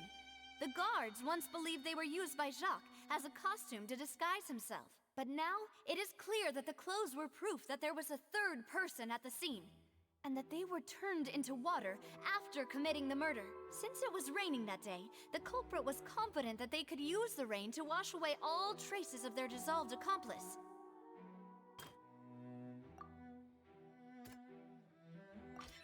The testimony of the victim's family confirms that Jacques had thoughts of assassinating Callus when he set out for the banquet. However, in the end, he reconsidered, and instead shared everything with Callus, hoping to seek the latter's protection. Unfortunately for Jacques, the true culprit had already considered this possibility, and had sent out another assassin. Realizing this, the true culprit caused the hired assassin to dissolve into water, leading everyone to believe Callus was responsible for Jacques' murder. This is the true version of events.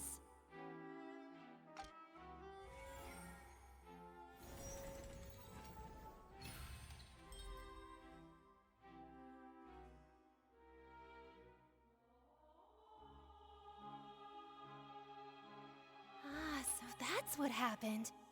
Wait, you're telling me something as dangerous as water from the primordial sea has been used for all these years?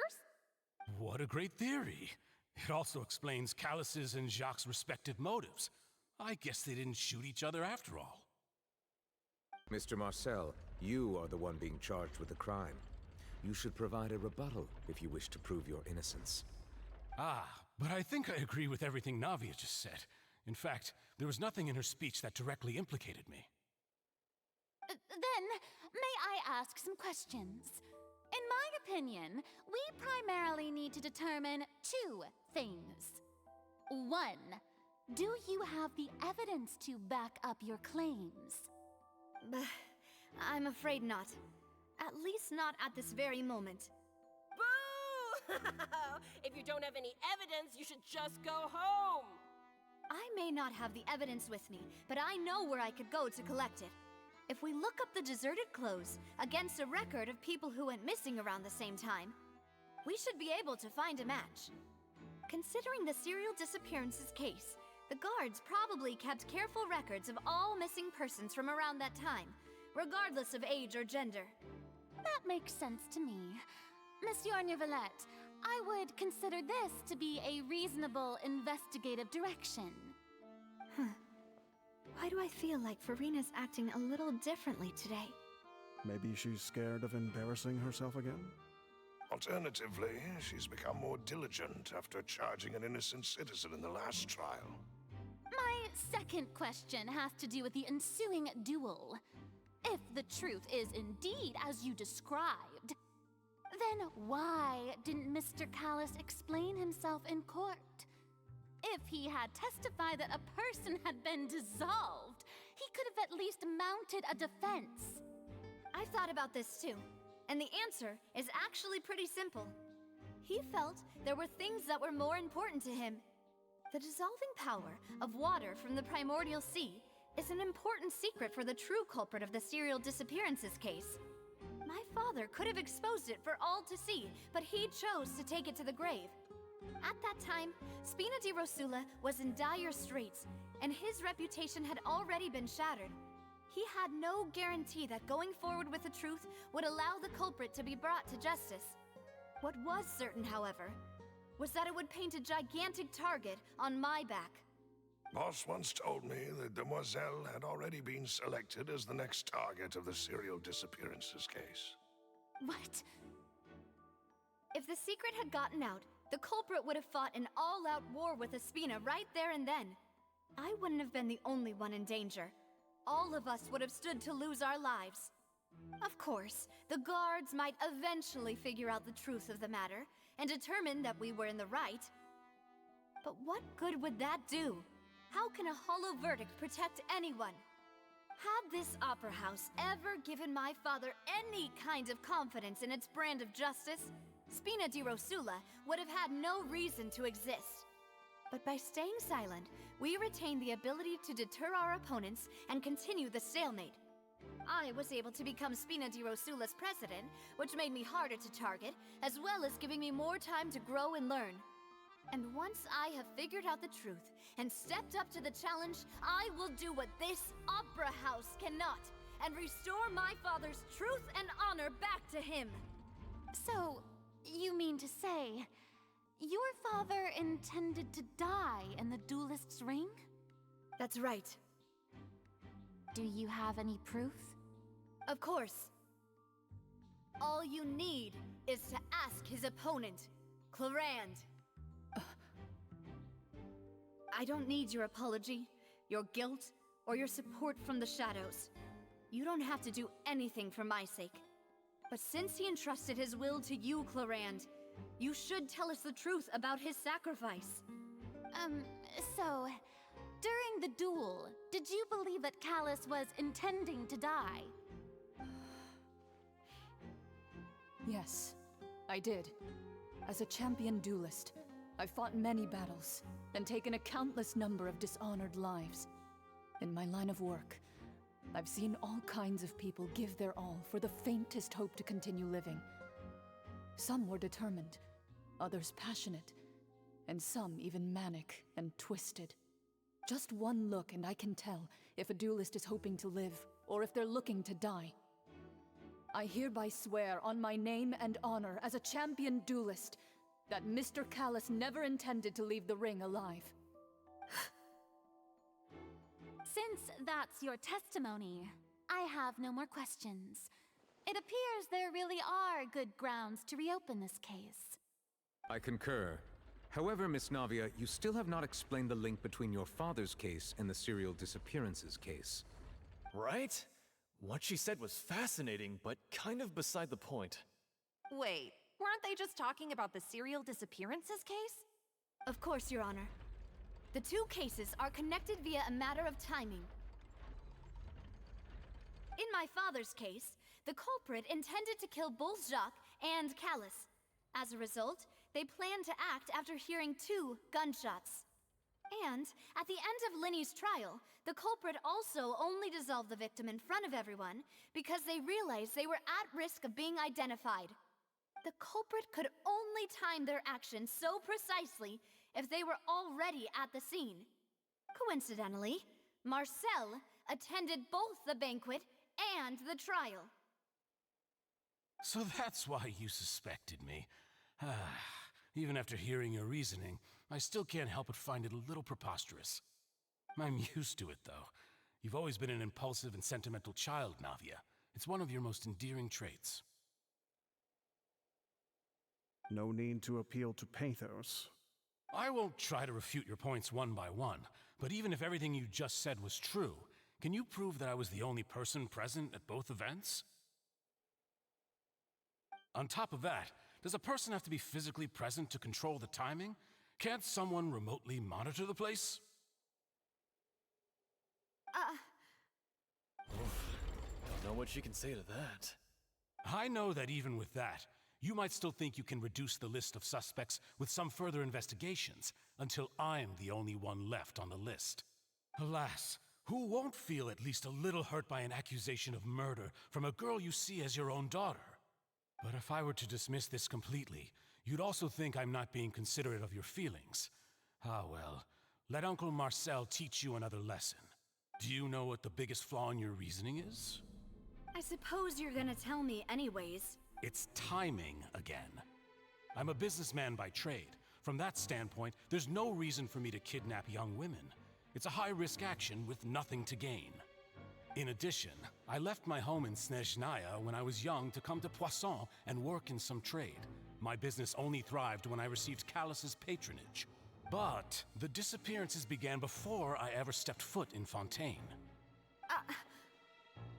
I do apologize, Demoiselle. This was my mistake. No, it's not your fault. I'm sure he had come prepared. Is there anything else you'd like to say?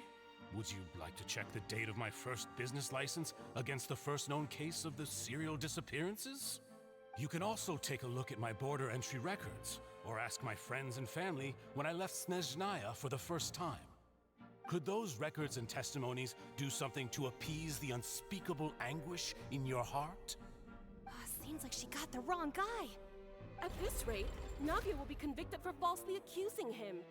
I think you've done a superb job of dissecting your father's feelings as he neared the end of his life. But aren't you going against all of his wishes and expectations right now? He wished for you to become more rational, collected, and conscientious, instead of dwelling only on your own feelings.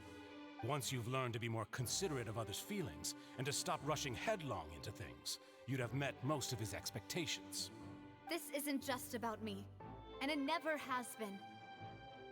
The biggest difference between me and the rest of the victims is that I still have the ability to search for the truth, while that same agency has long been taken from them. The people whose families were destroyed by synth abuse, the people who lost their loved ones to the serial disappearances, and the people who suffered tragic ends due to their sense of justice. Many people's images are flashing before my eyes. I'm sure some are coming to those of you in the audience as well. And whose image do you see, Marcel? Is it a man named Vacher? Huh. Oh, so you do know that name. I'm merely surprised you'd suddenly say the name of someone I've never even heard of. I was waiting for you to say that.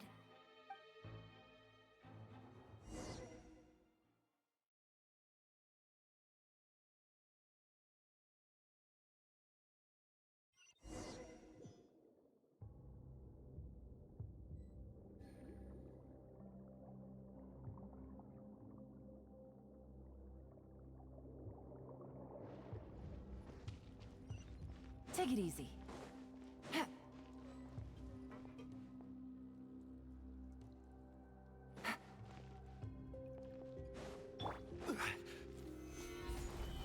Rain cutter!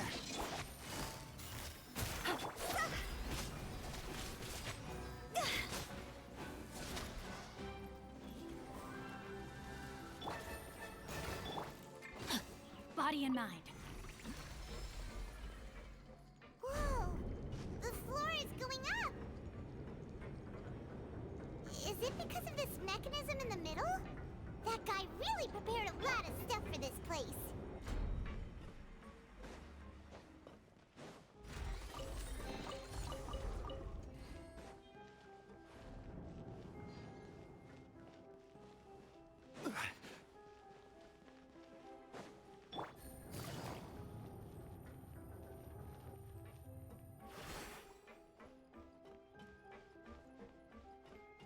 Paimon thinks we need to go up, but Paimon doesn't see a way.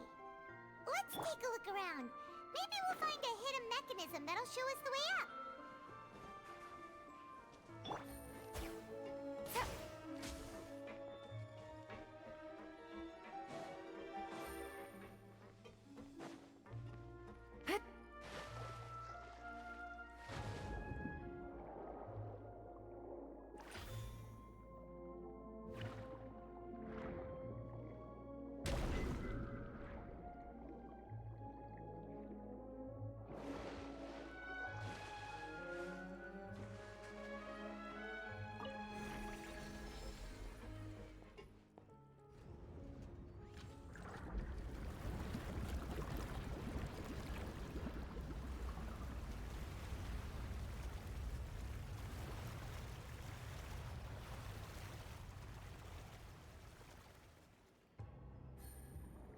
The water level is rising. Now we can swim to the top. But this is still a ways away from where we need to go.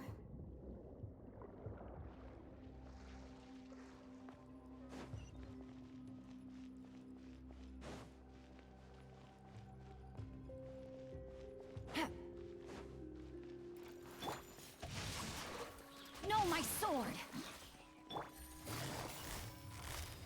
Quietly now. Things are about to get dicey.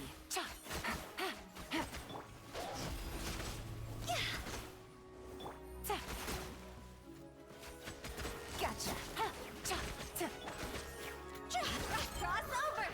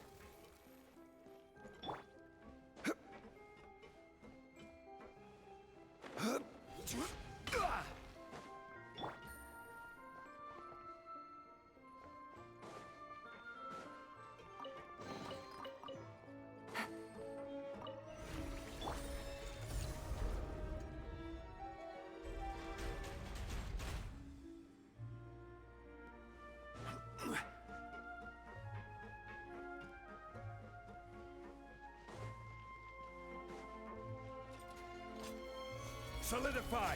This is order! Let me weave you a verb.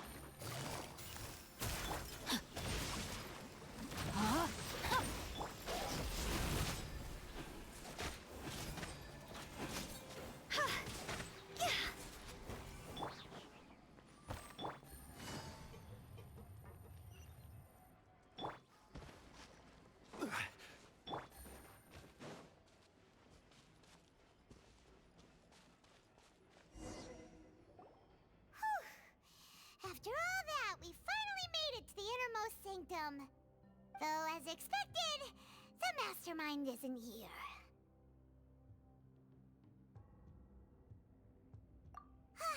That's right.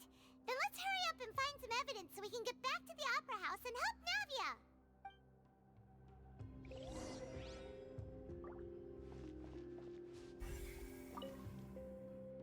What's all this? Aw, it's a bunch of really cute things. Pink accessories, a hair tie, a necklace, even a makeup box. Oh, Paimon sees it too, but why are all these cute things labeled with different girls' names? Huh? You mean the girls from the serial disappearances? They were brought here? And then they were turned into water. And all the boxes of things. These names. That means... Oh, this is terrible.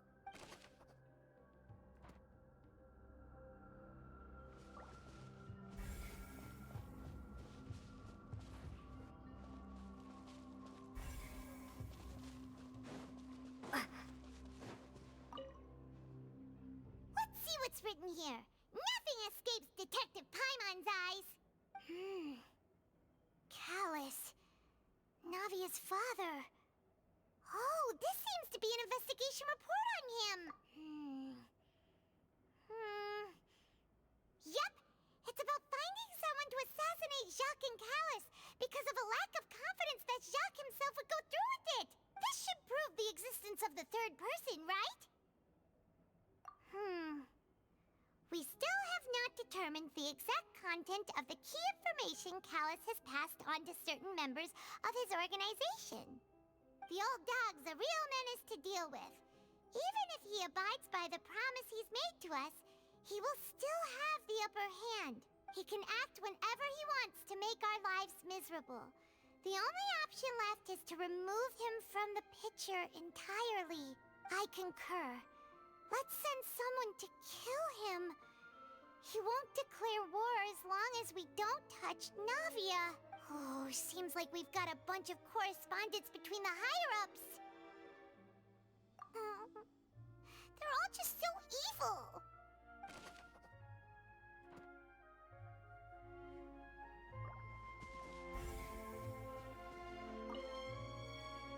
Oh, look! There's an important-looking basin over here, and it's full of water. That means this is where they make all the synth. And that special water is the main ingredient. If you dilute it with normal water, you'll get synth.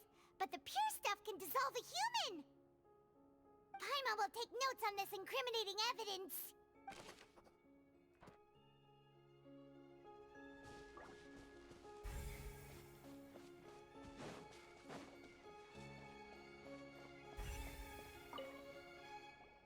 Whoa! There's so much synth here. And so many bottles of ingredients that probably just contain the waters of the primordial sea. Mixing in progress. Ready to drink? Stock sample? Huh. They've also got all the synth pretty clearly labeled. Whoa, there's even fruit-flavored synth? Yep, it's super obvious.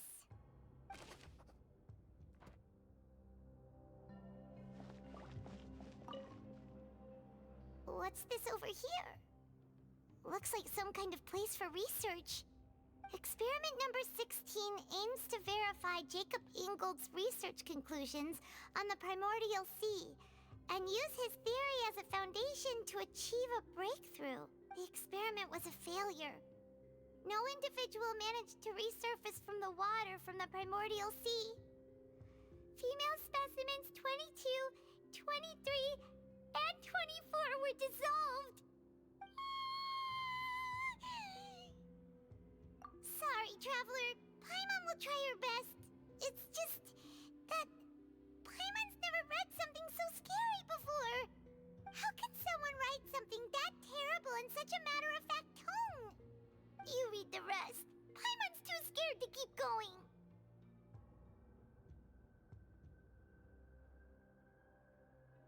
So that's why he did all of these experiments.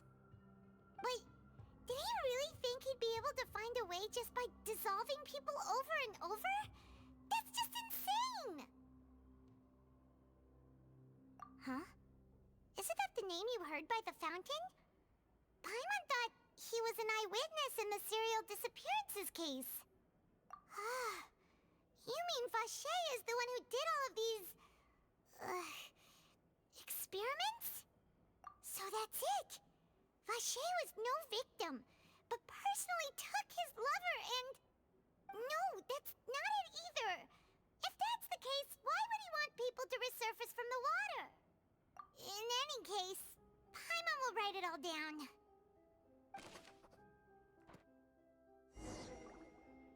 We've looked at almost everything here, and it seems like our theories were spot on.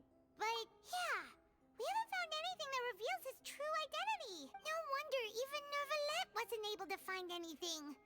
Whoever it is probably destroyed everything to do with that name a long time ago. That way, even if we bring all this back to the opera, we won't be able to identify the true culprit. Sure thing. Paimon won't admit defeat to this guy either.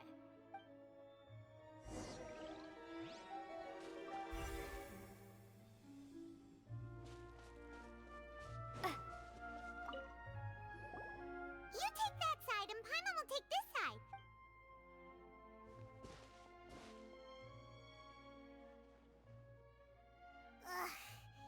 Nothing at all. And Paimon can't even find snacks either. Whoa, really? Let Paimon see. Vignier. Isn't that Vacher's lover's name? Then you found her diary. Let's see. Aw. It's just a normal diary chronicling their love story. She was so sweet, too. Oh, Paimon feels even worse for her now. So many! A whole page's worth! But they're all crossed out. Was she unhappy with all of them? The final name she decided on was... Marcel. Wait, but Marcel's pretty old. Has this case been going on for so long that he's Vacher and Vignier's grown son?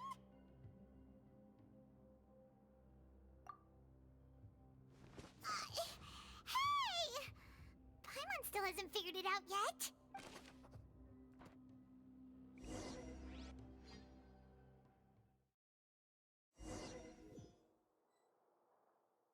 And whose image do you see, Marcel? Is it a man named Vacher? Huh. Oh, so you do know that name. I'm merely surprised you'd suddenly say the name of someone I've never even heard of. I was waiting for you to say that. Navia! We're back! As expected of my partner. I just knew you'd return in the nick of time. Just how often do you intend to flout the rules of this court? It's all right, Monsieur Neuvillette. Given their confidence, I expect they've found the crucial evidence.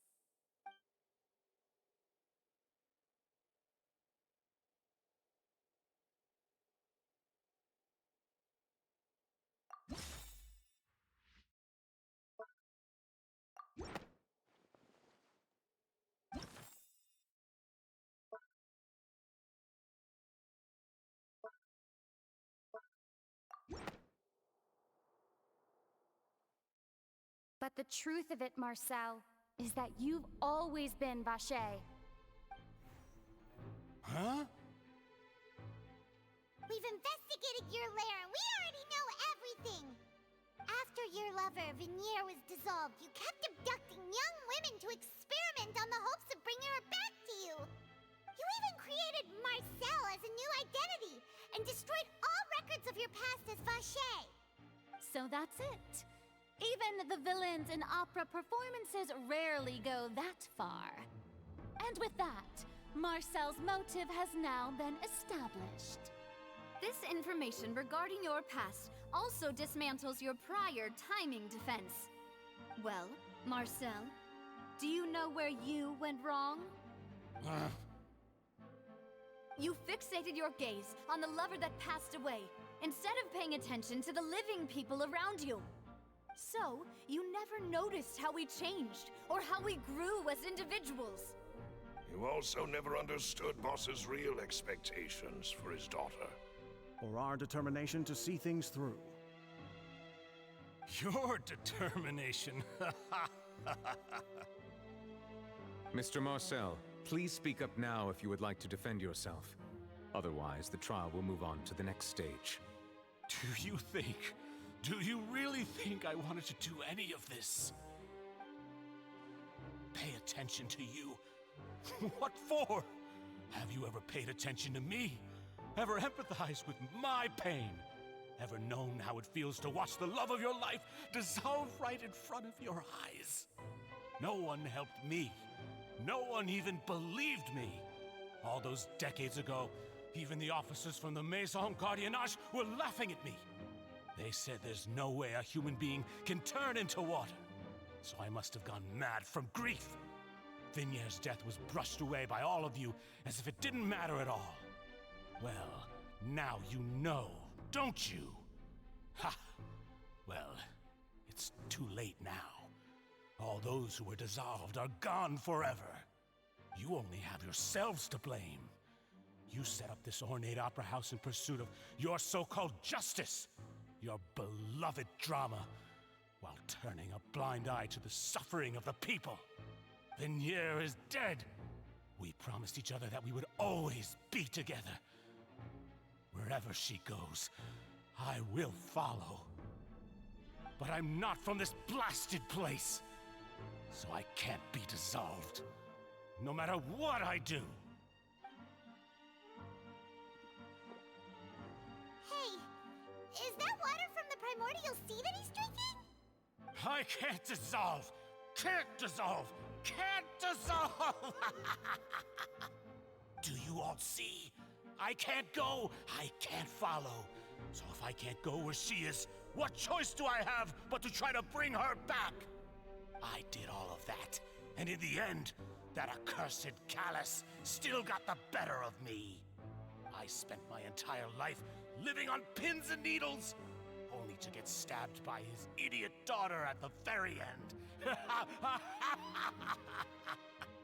The suspect is exhibiting signs of mental distress. Guards, please restrain him. Don't touch me! Don't anybody come near me! I still need to save Vinier. I promise. We made a promise. Vinier. Vinier! Please, Vinier. Don't think badly of me. All I want to do is fulfill our promise. At this point, the verdict of this trial is clear. With Mr. Marcel's conviction, the charges against Mr. Tartaglia no longer have any basis.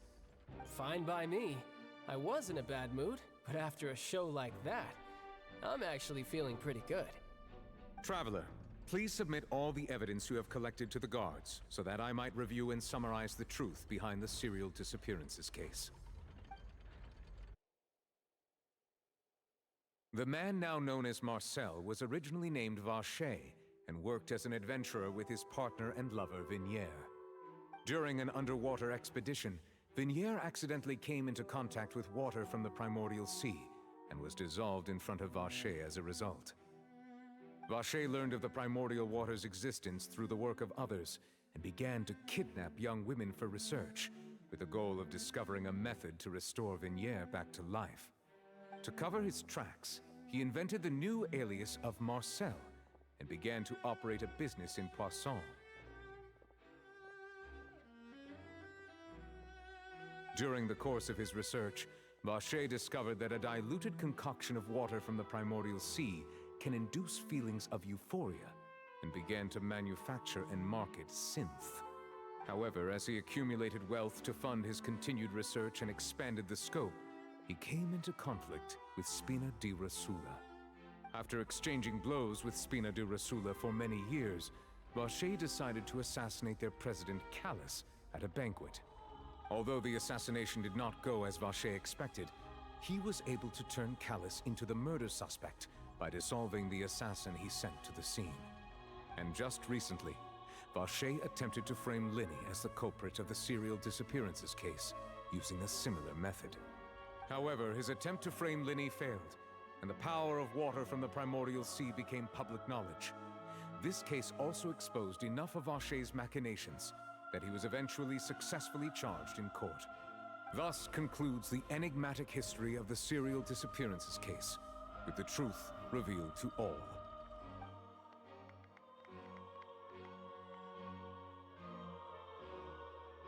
The Oratrice will now deliver the final verdict regarding the charges against Mr. Vache.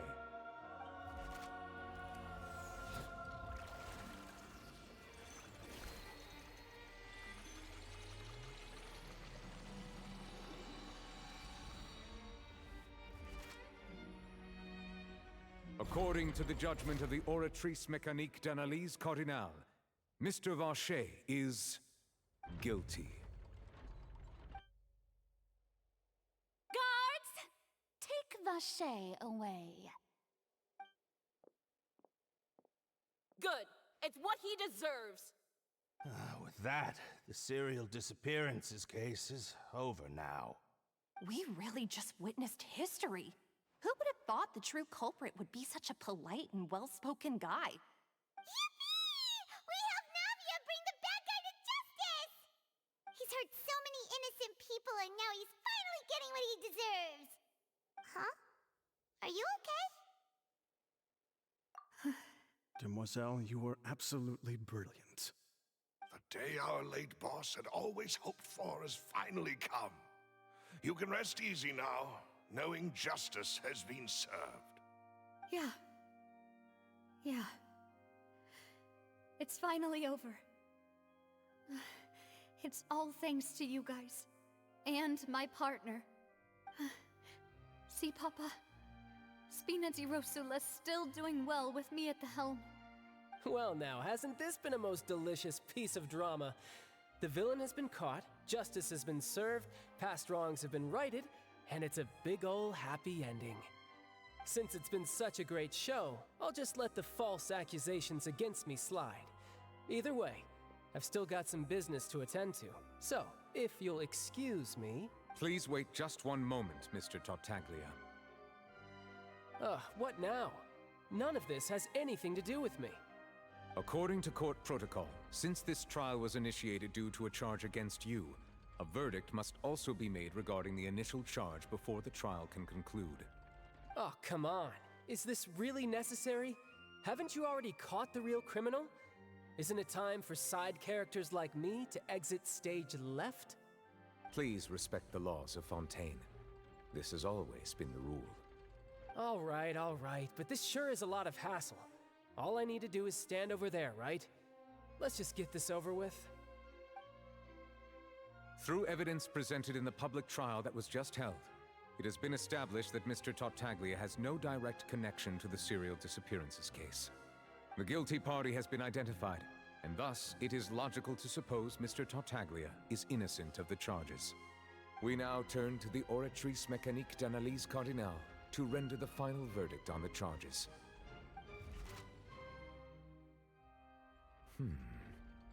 According to the judgment of the Oratrice Mécanique d'Analyse Cardinale, Mr. Tartaglia is guilty. What? Hey! That's not funny! Didn't you just say I'm supposed to be innocent? What's with this verdict? Is your justice machine malfunctioning? Huh? This has never happened before. The Oratrice actually returned a different verdict from the Chief Justice. I mean, have you ever heard of an innocent Fatui Harbinger? Do you think the Oratrice might have just convicted him on general principle? But weren't the charges about the serial disappearances case? No matter what else he's guilty of, it shouldn't affect the verdict in this case, right? The judgment of the Oratrice Mécanique d'Analyse Cardinal is, by law, the final verdict of the court. We must accept the guilty verdict. Guards, please take the suspect into custody per court protocol.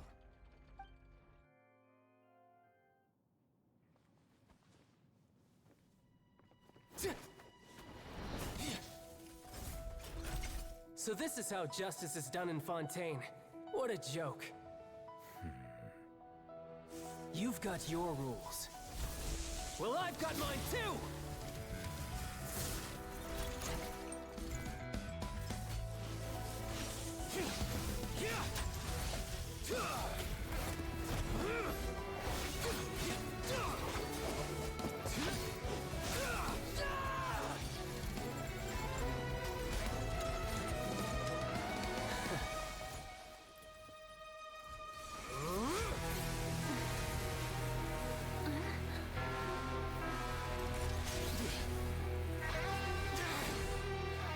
He's activating his spell legacy!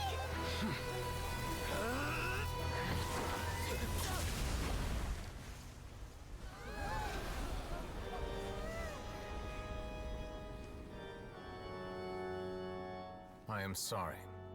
If you have been wronged, we will find the truth. But the rules of the court must be upheld.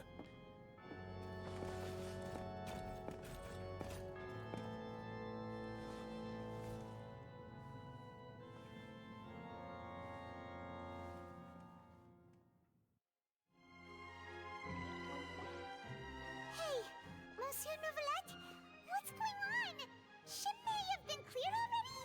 Apologies. This is also the first time I've encountered such a situation. However, according to the rules established at the conception of Fontaine's court system, the Oratrice's judgment is the final verdict of the court. All I do is follow court procedure. As for why the Oratrice arrived at the conclusion it did, you should probably ask someone more knowledgeable than me. Why are you looking at me? I had nothing to do with it! I don't know what happened there either! Hey, stop staring at me! What does Lady Verena mean by that? She says she has no idea either? But that's impossible. Didn't she create the Oratrice herself? Yeah, so are the verdicts reliable or not? Can results like this really be called justice?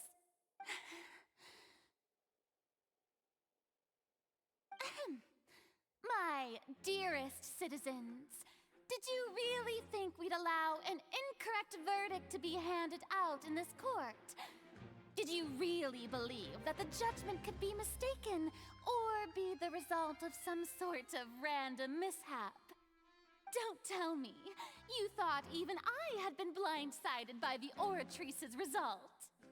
But the way she looked just now, it was pretty obvious she had no idea what was going on. However, given the state of things, I shall give you an explanation. Everything that just took place, including my supposed shock and bafflement, was a part of an elaborate performance, with every action meant to stir up drama and excitement. And, of course, for every performance there is a script. Everything has unfolded exactly as I expected from the very beginning. As the embodiment of the very concept of justice, the Oratrice shall never render an arbitrary judgment! If you thought Child had nothing to do with the serial disappearances case, it is only because you've been blinded by the superficial appearance of innocence. Everything he's done, not to mention the danger he poses, are beyond ordinary comprehension and completely unforgivable!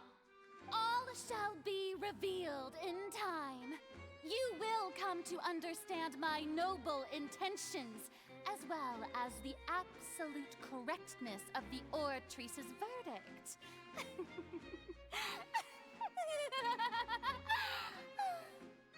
Now, having said said that. Although I hate to leave things hanging in suspense, it is now time for this performance to end. As the lead actress, I shall be the first to take my leave. Toodaloo! So she chose to make her escape after all, did she? So you're saying we shouldn't put much stock into what she just said? She probably just put on that performance to save face. As for the truth, it's unlikely that she actually has any idea. However, please be assured that I will continue to investigate this case in a personal capacity. Just as I promised, if the judgment has been incorrect, we will do our utmost to clear his name. All right. Even though we feel pretty badly for him, we'll take your word for it for now. After all, he's done plenty of bad stuff, so he should have known he'd go to prison someday, right?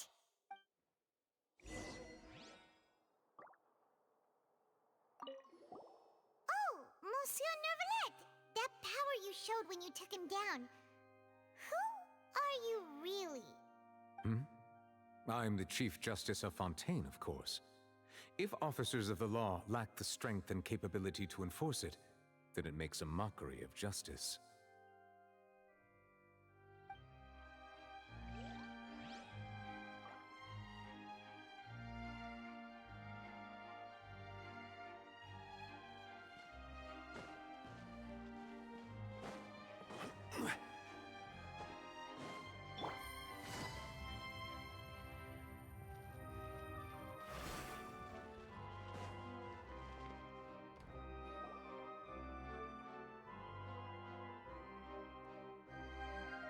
Hey, what are you doing? Quick, stop him! Traveler! Hey! Traveler!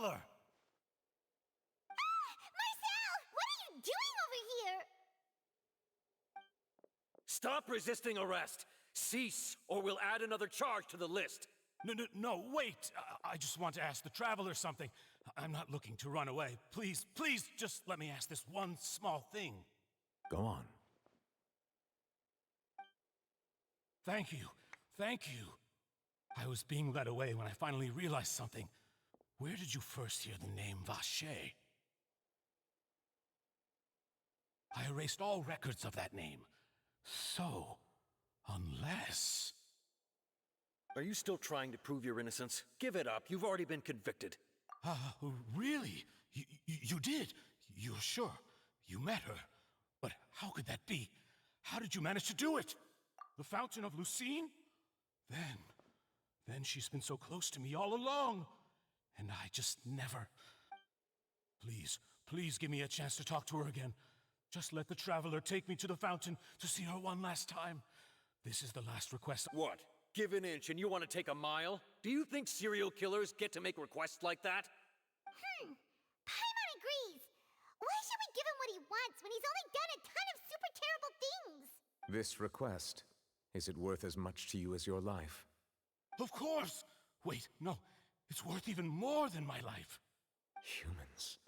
Will they betray the instinct to live just to satisfy spiritual needs? Very well. I will grant your request. Your Honor, I fear that... I will go with him. You do not need to worry about any escape. In that case, I shall leave him in your most capable hands, Chief Justice. Thank you, Your Honor.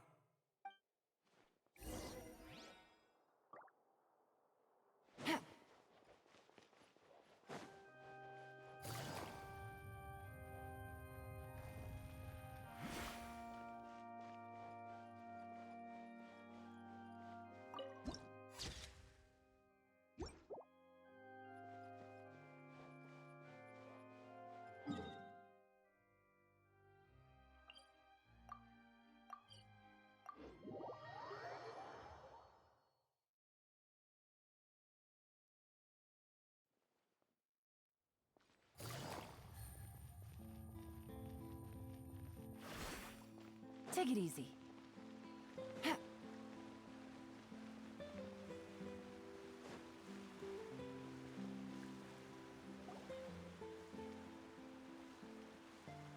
Is this the place?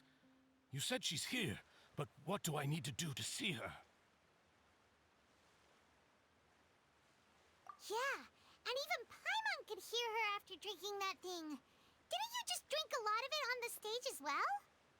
Oh, in that case... Vache! Ah! Yes, that's it! So you heard it too! Vignere, it's me! It's me, Vache! Vache? Vache! I'm here! I'm here! Where are you, Vignere? I'm coming for you. I'm finally here for you. Hey, wait!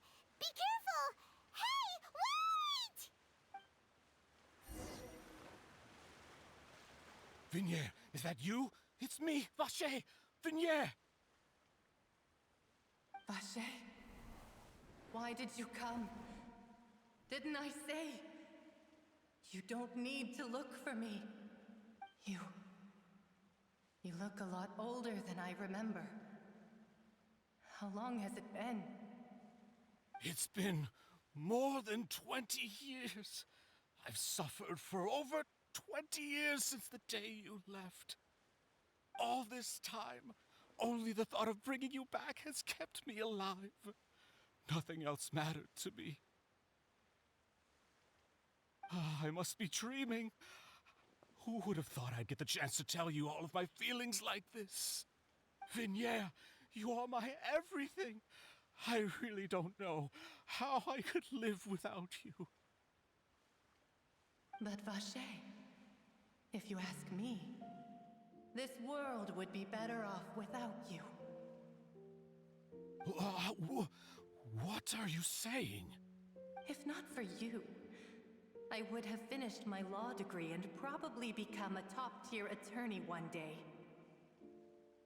If not for you, I would have continued to pursue my love of the arts, and my works would have been displayed in the Palais Mermonia itself. If not for you, I would at least have been able to take care of my mother. And she would not have grown old and died alone, with nothing but the tears on her cheeks. It's all because of your selfishness, Vache. It's all because of you. You... Wait, you are not Vignere. Who are you? You're right. I am not Vignere. I am the sacrifices. Every woman who died by your hand, as our bodies dissolved, our consciousnesses flowed back to the primordial sea.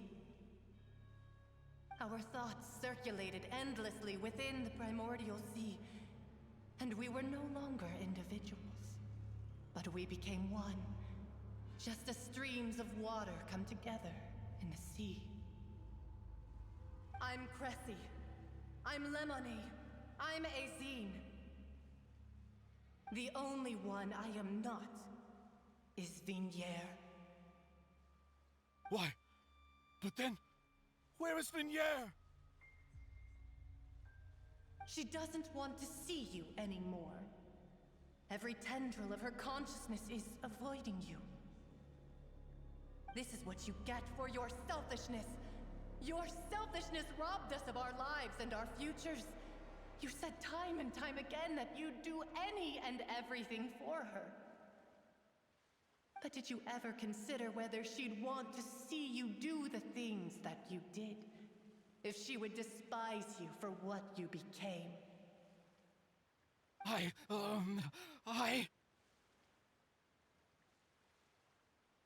You are a liar, a heartless murderer, and a cowardly narcissist. The only thing you are not is Vignere's beloved. From the moment your first victim died and her consciousness merged with Vignere's, she has had nothing but pure hatred for you.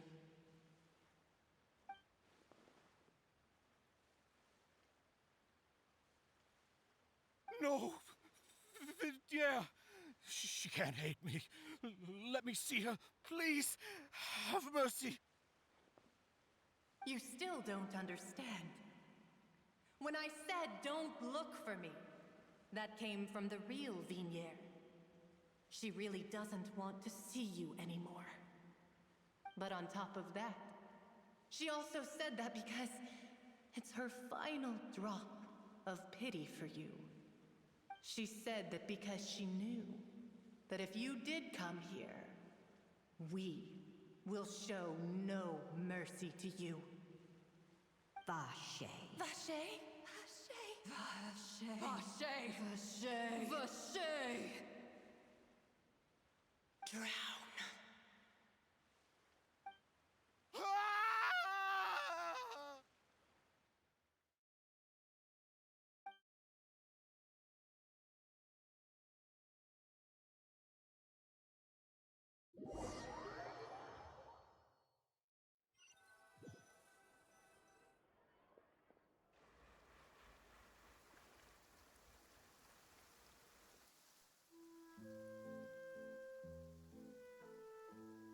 Finally, we have some time to do shopping.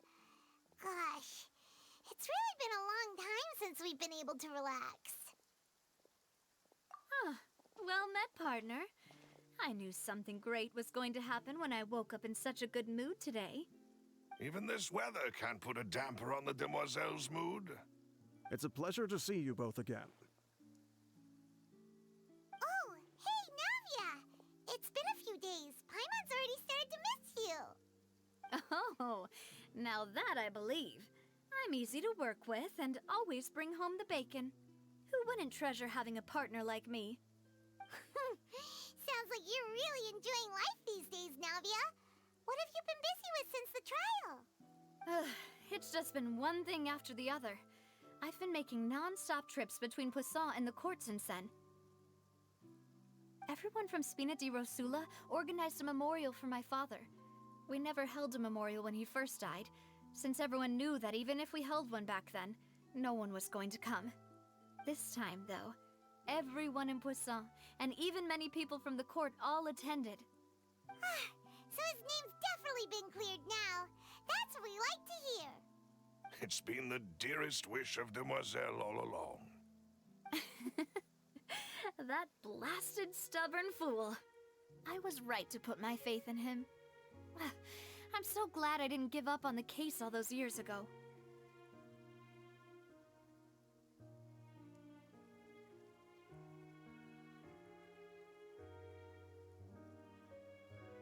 Oh, by the way, I ran into Charlotte just after I left the memorial service. Well, maybe it'd be more accurate to say I knew she would be there, and there was no way she'd just let me go. Huh? So you know Charlotte too? The Charlotte? Journalist from the Steambird? Yeah, way back when I first became the president of the Spina di Rosula, she was all over me. Wouldn't take no for an answer. I believe the story was called The True Heart of Darkness, Secret Tales of the Yellow Rose. To be fair, though, it was a really flattering feature. So, we've been on pretty good terms ever since. She was trying to lean on our friendship to get me to do an exclusive piece on the serial disappearances case. Oh yeah, she told us about that. She's always been super interested in that case, so now her wish has finally come true too. Anyway, I told her to make sure that when she writes about you guys entering the opera house with the critical evidence, that you both sound really cool. Now that's another thing to look forward to. We trust Charlotte's skills with a pen for sure. Oh, and in other news, I also took Clarand out for a meal. Oh, are you two on better terms now? While you were investigating Vache's headquarters, Clarand gave testimony on my father's behalf. It was thanks to her that we were able to turn the tide. I wanted to thank her. I mean, there's also no point in being awkward all the time, so we took the chance to reconcile with each other. Oh, that's great. Paimon also thought Clarand wasn't actually a bad person. It's always good to have more friends. Anyway, now that the case has finally been solved, perhaps it will slowly begin to fade from the public consciousness. Oh, actually, there's still one last thing I need to do. What is it? I should pay a visit to my father's grave. and tell him the truth of what happened, as well as how it all ended. And on top of that, just how much people still look up to him, to this day. That includes me, too. Miss Navia. Indeed.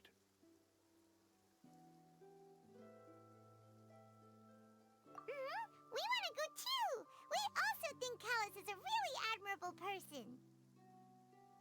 Sure thing. I'd like you two to share the moment with me. After all, without you, there might not have been such a positive ending. And in that case, everyone, let's be off. Considering the recent weather, we'll be lucky if we can reach Poisson before dark. Yeah, you're right. It's been raining non-stop for a few days now.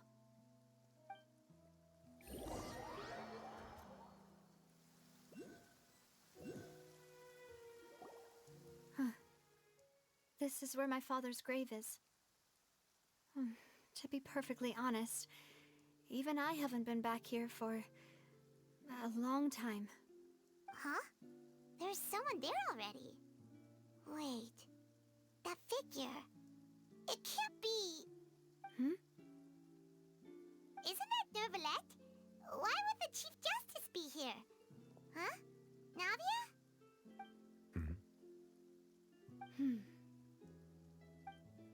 My apologies. I should have asked before coming to pay my respects. Don't say that. Sorry about that. Oh, I was trying to say there's no need for you to apologize. I wanted to show my father how much I've grown, but still, I doubt I've grown to the point that even the Chief Justice would feel compelled to apologize to me over and over. In that case, I will stop apologizing for now. You really could use some pointers on understanding human emotions, Monsieur Neuvillette. In any case, why did you come to Poisson? Well, ever since that day, I've been turning a question over and over in my head. Just what is justice anyway? There was once a time when I didn't want to believe that there could be anything more important to humans than life itself. Oh, rather than that, it's probably more truthful to say I didn't believe humans were capable of resisting the most basic instinct of living things. That they could rebel against their own nature, or consider certain things to be more important than their own lives. Which is also why I didn't stop your father from beginning that fateful duel. I believed that a truly innocent man would never throw away his life like that. That there was nothing, should have been nothing more important than one's own continued survival. But Mr. Callus proved me utterly and decisively wrong. If not for his sacrifice, the serial disappearances case would have remained unsolved to this day. Mr. Callus made the choice he did for his daughter, for his associates, and for many people completely unrelated to him. And in the end, from a certain perspective, one could say that he did it all for the sake of justice. A justice that's higher than life itself. So, you asked me why I came here. I just wanted to say my apologies to Mr. Callus in person. I should have noticed all of this much sooner.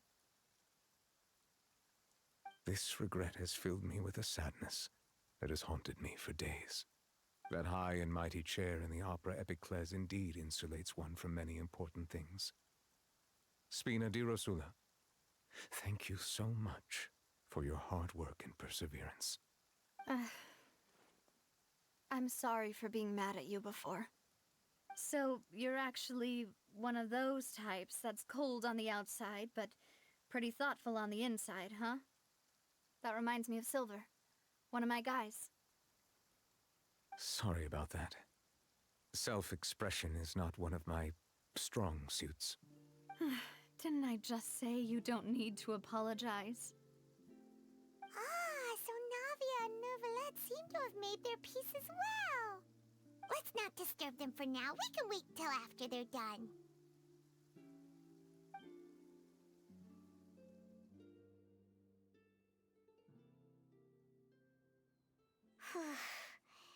Paimon's never paid respects at someone's grave before. Did Paimon do anything rude there? Huh? Oh, Paimon didn't know that was a thing. But Paimon doesn't know what she would do if she can't fly. Oh no. Paimon hopes Miss Navia won't be too mad. Anyway, Nervalette is still standing around there. It's not often that we can catch him alone like this, so why don't we go talk to him for a bit? If we can't talk to Lady Farina, we can at least talk to him, right?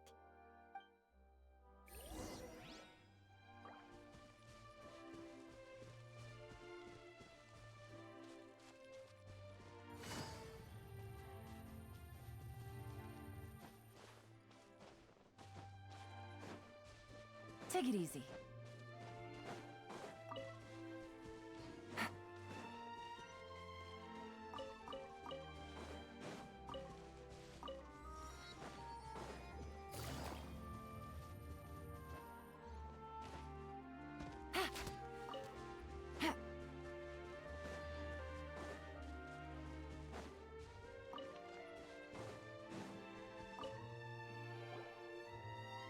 Oh, it's you two.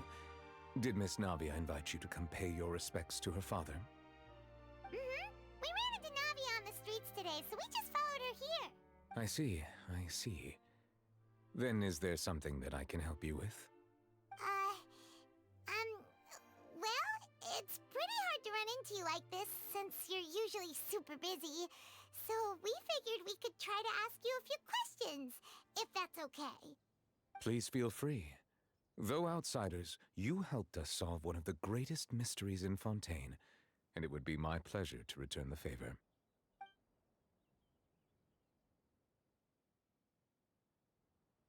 So, at court, the bad guys referred to that special water as water from the primordial sea, but what is it really?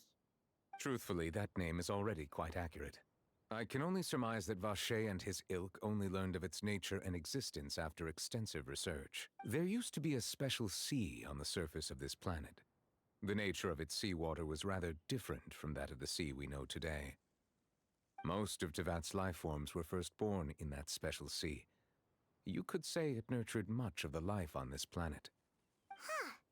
So it really was where everything began. It makes sense to call it primordial then. But today, the primordial sea no longer exists on the planet's surface. What Vacher discovered must have been some kind of special case, or a remnant from a truly ancient age. Huh. So that's how it is. Oh, you really know everything, Monsieur Neuvillette. But if that's the case, then why would people, at least people from Fontaine, dissolve in that kind of water? Indeed. Why would the primordial sea, which was known to engender and nurture life, suddenly reverse itself and devour life instead? To be frank, that also doesn't match my understanding of this world and its laws. There must still be some unknown secrets around the people of this land. Is there anything else you'd like to ask me about? That the sea levels will rise and everyone will be dissolved in water, leaving Farina crying alone on her throne, but the sins of the people will be finally washed away for good. Does that appropriately summarize the version you've heard? That's right! It was Linny that told us back then.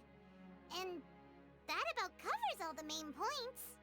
Yes, up to the present, I think we reached a point where we have no choice but to confront this prophecy directly. Rumors have it that this prophecy is rooted in the last words the former Hydro Archon left to the world before she passed away. A prophecy? Of the former Hydro Archon? Wow. This is the first time that we've ever heard of it. 2 parts of the prophecy have already proven correct. The rising sea levels and the ability of the people of Fontaine to be dissolved. We should be more vigilant and stay on the watch for further signs. Speaking of the prophecy, Farina has also always taken it quite seriously. Indeed, she has been collecting information and intelligence from across Tevat for this purpose. If the rumors were true, then perhaps this prophecy is the conundrum left to Farina by her predecessor. But with Farina being the way she is, can we really trust her to solve it? Is there anything else you'd like to ask me about? My apologies. My investigation has still not reached its conclusion. However, I still believe the judgment of the Oratrice was not rendered arbitrarily. But you also said you thought he was innocent. For many years, I have been quite aware that the Oratrice does not simply mechanically repeat the verdict that I give on each case. As a divinely created mechanism, the people's unified faith in the concept of justice is integrated into it. Not only can it produce the incredible power of indemnitium, but it likely also possesses other traits, such as self-awareness. Which is all to say, I have been prepared for a situation like this for a long time. So when Lenny told us that he heard a human voice from the room where the Oratrice's core is stored... I was not aware such a thing had occurred. Perhaps that could serve to prove my conjecture. I will add that to the list of items to investigate. In any case, I am inclined to believe that the Oratrice does have a methodology all its own. We just do not have enough information. Based on Farina's reaction, I doubt even she had any idea what was going on. She managed to bluff her way through it, though, with her time-tested twin tricks of bravado and drama. While we do intend to get to the bottom of this, for now, we regret to say that the Fatui Harbinger will just have to bide his time in the fortress of Meripede. If we did incorrectly convict him of crimes he did not commit, we will most certainly compensate him to the fullest extent allowed by the law. If you ask Paimon, the only compensation he'll want is a no-holds-barred fight with you. Is there anything else you'd like to ask me about? Your sibling, another blonde-haired traveler. I'm sorry, but I've never seen anyone who matches that description. If he ever stepped foot in Fontaine, I'm sure he followed our laws to the letter, and had no reason to appear on the stage of the opera Epicles. Is there anything else you'd like to ask me about? Very well. It was my honor to provide you with what answers I could. I very much enjoyed conversing with you. It will soon be time for me to leave this blissful tranquility behind and return to Palais Memoria. You really are super busy, Monsieur Neuvillette. Paimon thought you only came here to pay your respects today because you had the day off. Crime and villainy do not have the day off, and so justice must work around the clock as well. This is merely the nature of a justice's work. All right. You've got a point. Huh? Paimon just noticed that the rain has stopped.